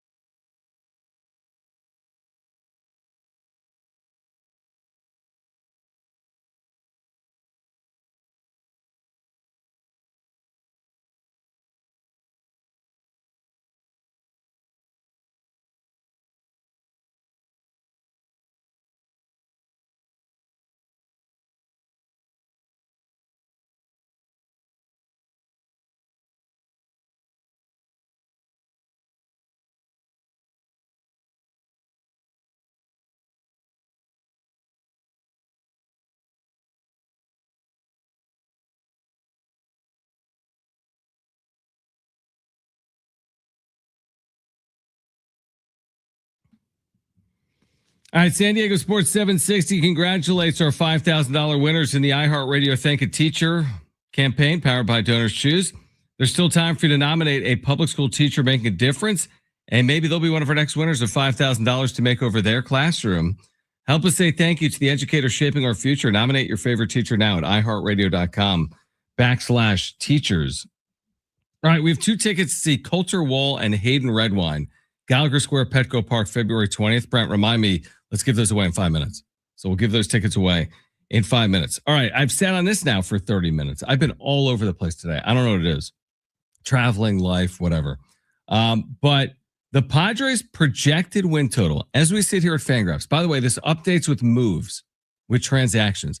Padres make a signing, this updates. If the St. Louis Cardinals make a signing, this updates, and so on and so forth. The Padres' projected win total at Fangraphs, which I reference all the time in season, right? 79.3 wins. They're not going to win exactly that amount because they won't win 0.3 games. 82.7 losses, a 1% chance of winning the division, a 0.7% chance of clinching a bye, which is lower than winning a division. Okay. A 20.4% chance of clinching a wild card, and a 21.4% chance to make the playoffs. The Padres are given a 0.7% chance to win the World Series. See, that's odd because when you said that they only had a 20% chance to make the playoffs, my initial guess was going to be like 83, 82 wins. But then I thought to myself, no, because that's too low. Because these days you could have 88 wins and you might not make the playoffs. So I was like, no, that's too low. It'll be closer to like 87, and it was lower. Right. And granted, it'll change when they actually have all 9 fielding positions in place opposed to the 6 that they have right now. Yeah. I think that's what it is, Brent, because somebody put I put that out. Like, there's no way the Padres only have a 21% chance of making the playoffs. You might think they have question marks. They have a much better chance of that. And someone said, I guess Dylan Cease is worth 10 wins, which of course he isn't. I mean, the Padres last year won 90 games and now they're projected to win 79.3. And that would seem like quite the just decline in the league overall. If, like I said, the last few years, 88 games is barely enough to win or to get into the playoffs. And now all of a sudden they're saying, not 79 wins is going to be a 20% chance to get in.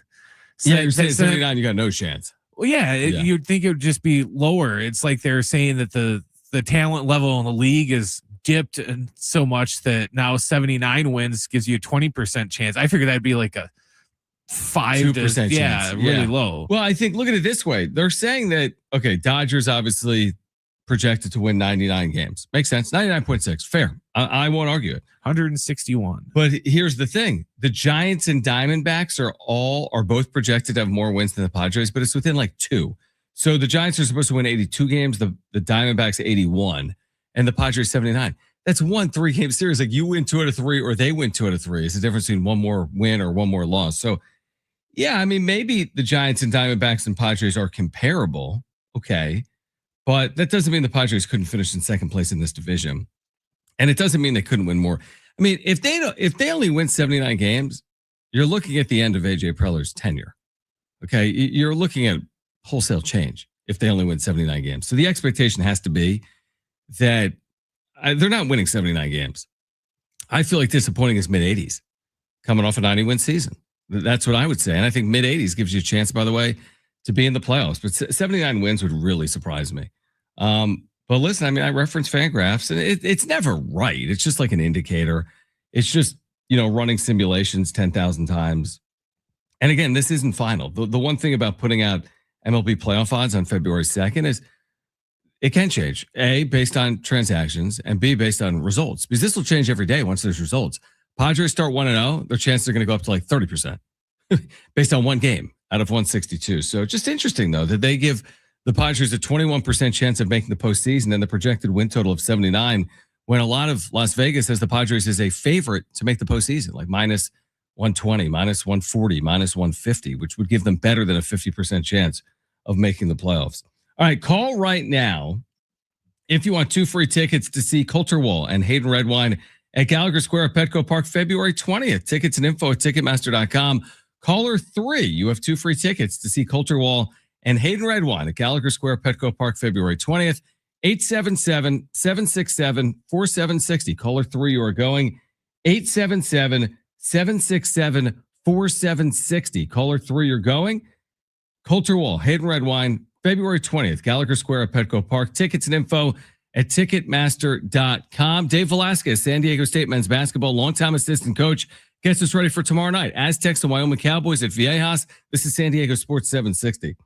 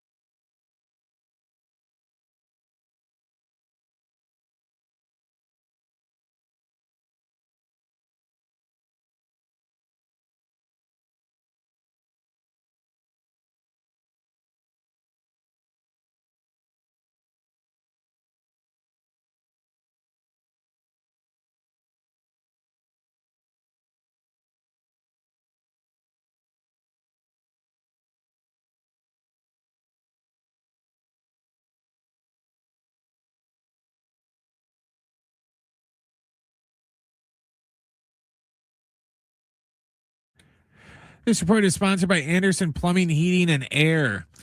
San Diego State's back at Viejas Arena tomorrow night to take on Wyoming. Our pregame coverage will start at 7 o'clock. John will have the tip a little after 8.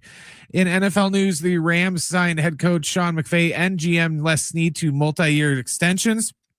And in baseball news, at least 6 teams are expected to leave their regional sports network, Main Street Sports, and join Major League Baseball. The Brewers, Marlins, Royals, Cardinals, Reds, and Rays all decided they will partner with MLB, which will produce their games for the 2026 season and beyond. Major League Baseball already has the rights to the Diamondbacks, Padres, Guardians, Rockies, Twins, Mariners, and Nationals. Choosing the right home service company isn't just about fixing what's broken. It's about trusting who's in your home. That's why homeowners count on Anderson for friendly professional service that keeps everything running right. Visit AndersonPHA.com.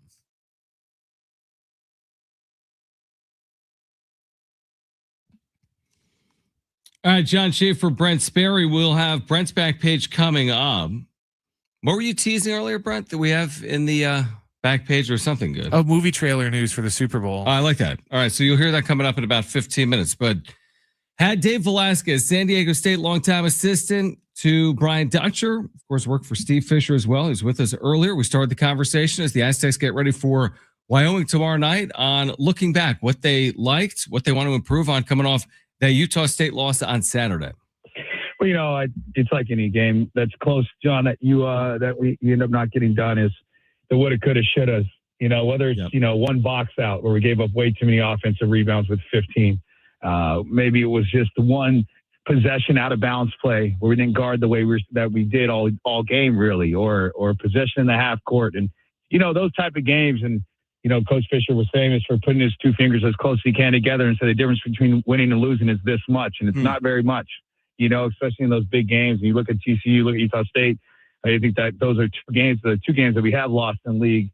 It's taken, our guys, to really lock in and understand it's a 40-minute game and you got to finish. And disappointed we didn't get the win. Proud of our effort, though. I think that's one of the things. And, going into that game as a coach and staff and, down 2 starters, still believe we have a great chance to win. And as long as we compete and gave ourselves the chance to win, you can't let that bleed into the next game.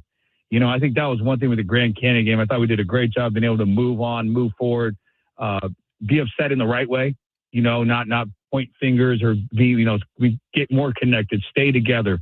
All the things that we've really grown as a team this year. I felt like we had a great bounce back mentality. We got done with practice today. I feel the exact same way going into tomorrow, that we just have to continue to build on winning habits. And if we do that, we'll continue to win. Yeah, it's well said. Dave Velasquez with us right now. Another big game. I mean, listen, the Aztecs are tied for first place right now in the Mountain West, 9-2 in the conference. They get Wyoming tomorrow night at 8 p.m. at Viejas Arena. You go through this every year, but what changes when you play an opponent a second time? You've just played in Laramie, for example. Now you get them at your place. What changes from a strategic perspective heading into a second game? It's actually a little different. I shouldn't say it's a lot different from game 1 to game 2 because the players, when you first go and go through a scout on game 1, for a lot of them, that's the first time that they're understanding who that new guy is on Wyoming. With college basketball nowadays, there's not anybody that's left from the year before on a team like Wyoming. Everybody's new.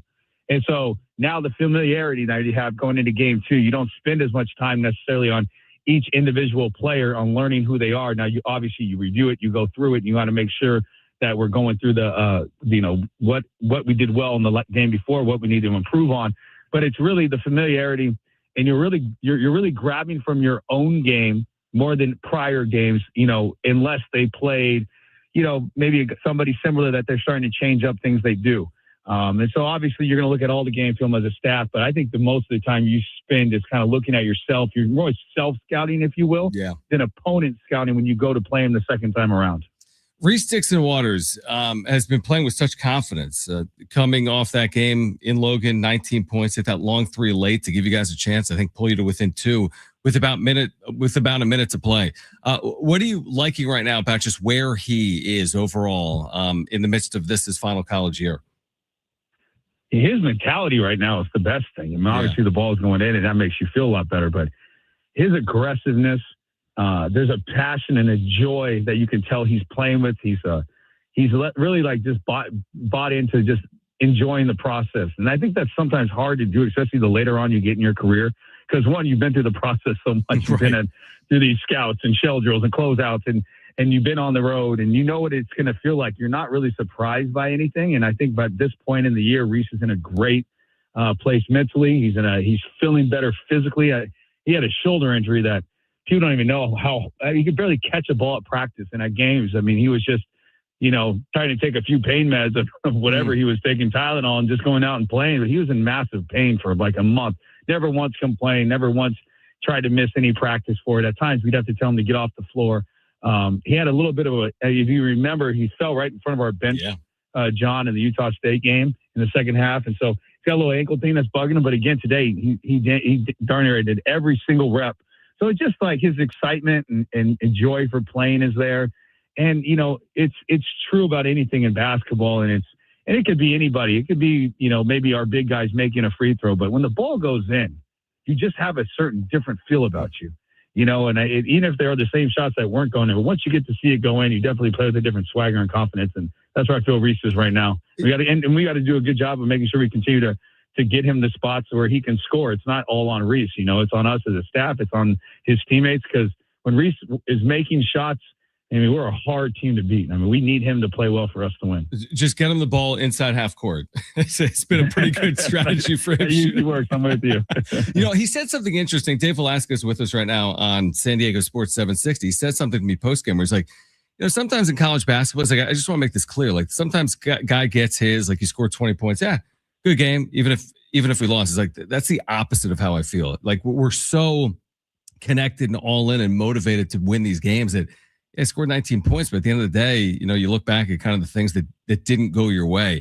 You must love hearing that. I know you haven't heard exactly what he said, but maybe you've heard it in some form or fashion. This guy's so motivated from a team perspective that he really doesn't care about how it gets done as long as it gets done. Yeah, not only have I heard him say it, I feel it with him. He's one of the guys that we were so excited to get him back after being injured last year, because we know that about Reese.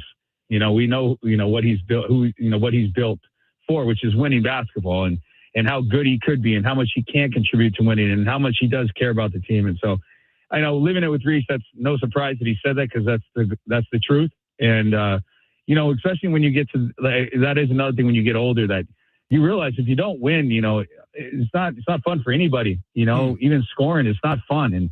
And so, but when you're winning, it's a lot of fun for everybody, whether you're scoring or not. Just the fact that you're winning usually, it just has so much more excitement and joy to every single day that you're around the team. And so he's all about that. And we need to continue to be that way. And if we do, we have a chance to win this league. And I think there's definitely an aura of confidence that our guys have. And we got to make sure that we're focused and it doesn't get out of hand. But we've seen now everybody, John, I think that's a huge piece to as we move forward towards Wyoming and Air Force this week. The two teams we played, Utah State was the last team that we had not played against. Right. At the end of it, that towards our first half of the season, we saw Grand Canyon late. We saw New Mexico late. We saw Utah State late. Well, now we've seen them all.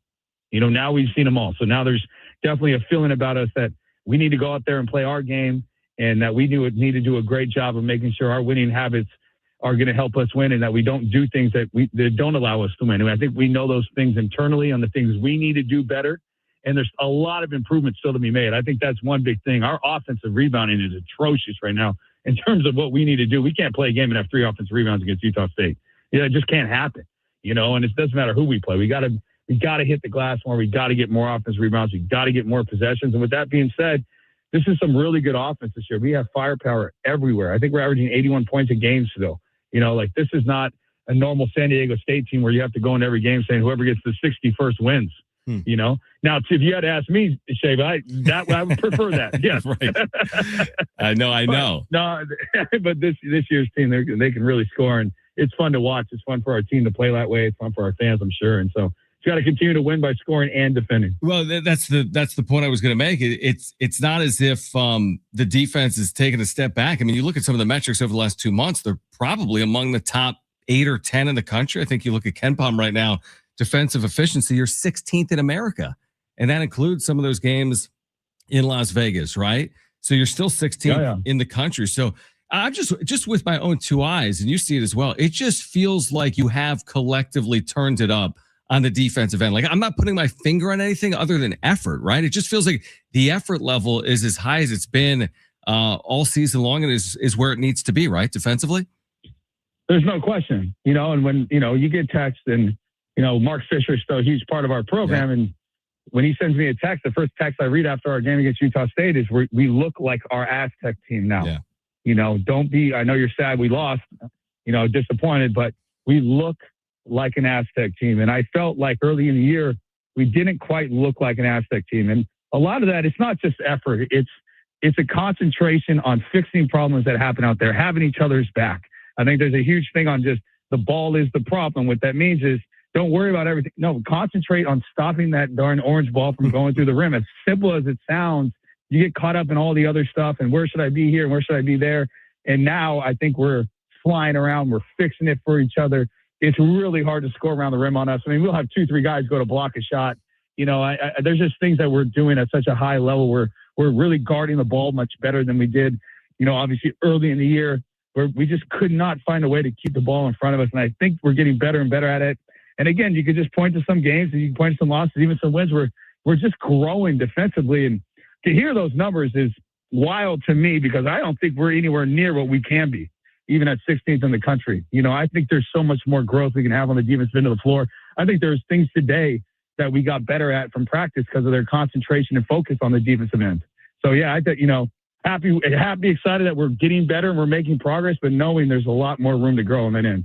By the way, 6th nationally in defensive efficiency since December 1st at Bart Torvik, which is pretty good. And to your point, not a finished product, but still among the better defenses in the country over the last 2 months. Before you go, I want to just ask you about BJ Davis and the role he's currently filling, because he's played a variety of roles. And right now he's been playing more point, again, with LZ Harrington out, and he started the last 2 games. Like, what's on his plate right now as he operates both offensively and defensively? Well, one, he's probably going to be guarding like the quickest guy on the floor and for the other team. He just can do so much with his ball pressure. That's just outstanding for us. And he causes so much problems for the other team when they're running offense or trying to do it when he's just pestering and he's kind of dictating, what's going on, especially right at the point of attack at half court.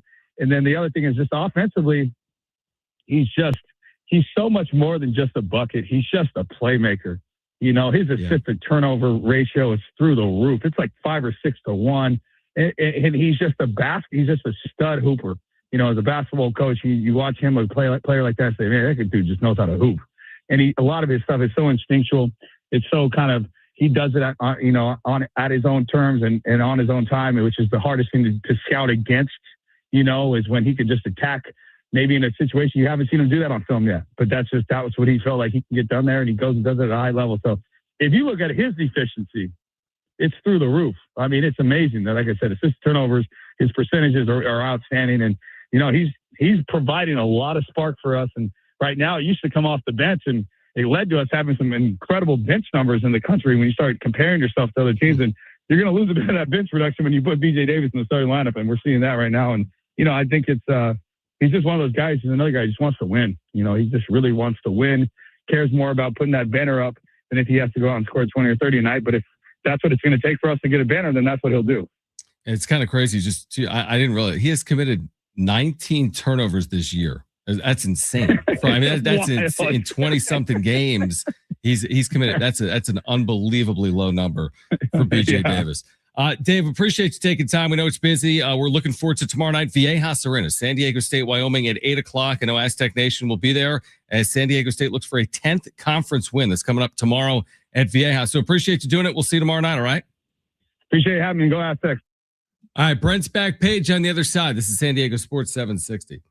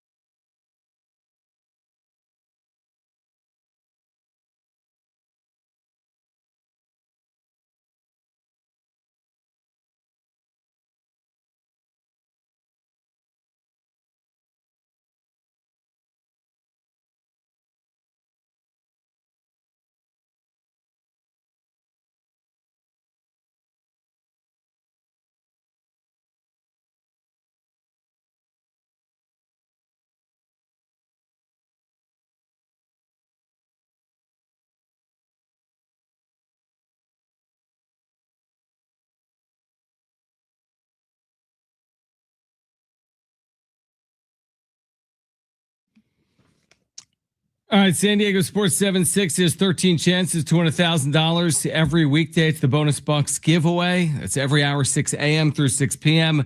Listen for the keyword, then enter it at sportssd.com. Next chance to win $1,000 coming up in 10 minutes at 6 p.m. A final time today. You heard that promo. We had a winner on 760 last week.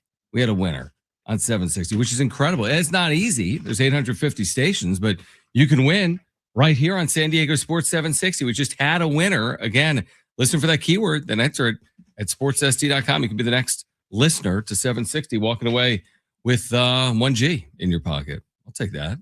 1K, $1,000, whatever, $1,000. All right, let's get to it.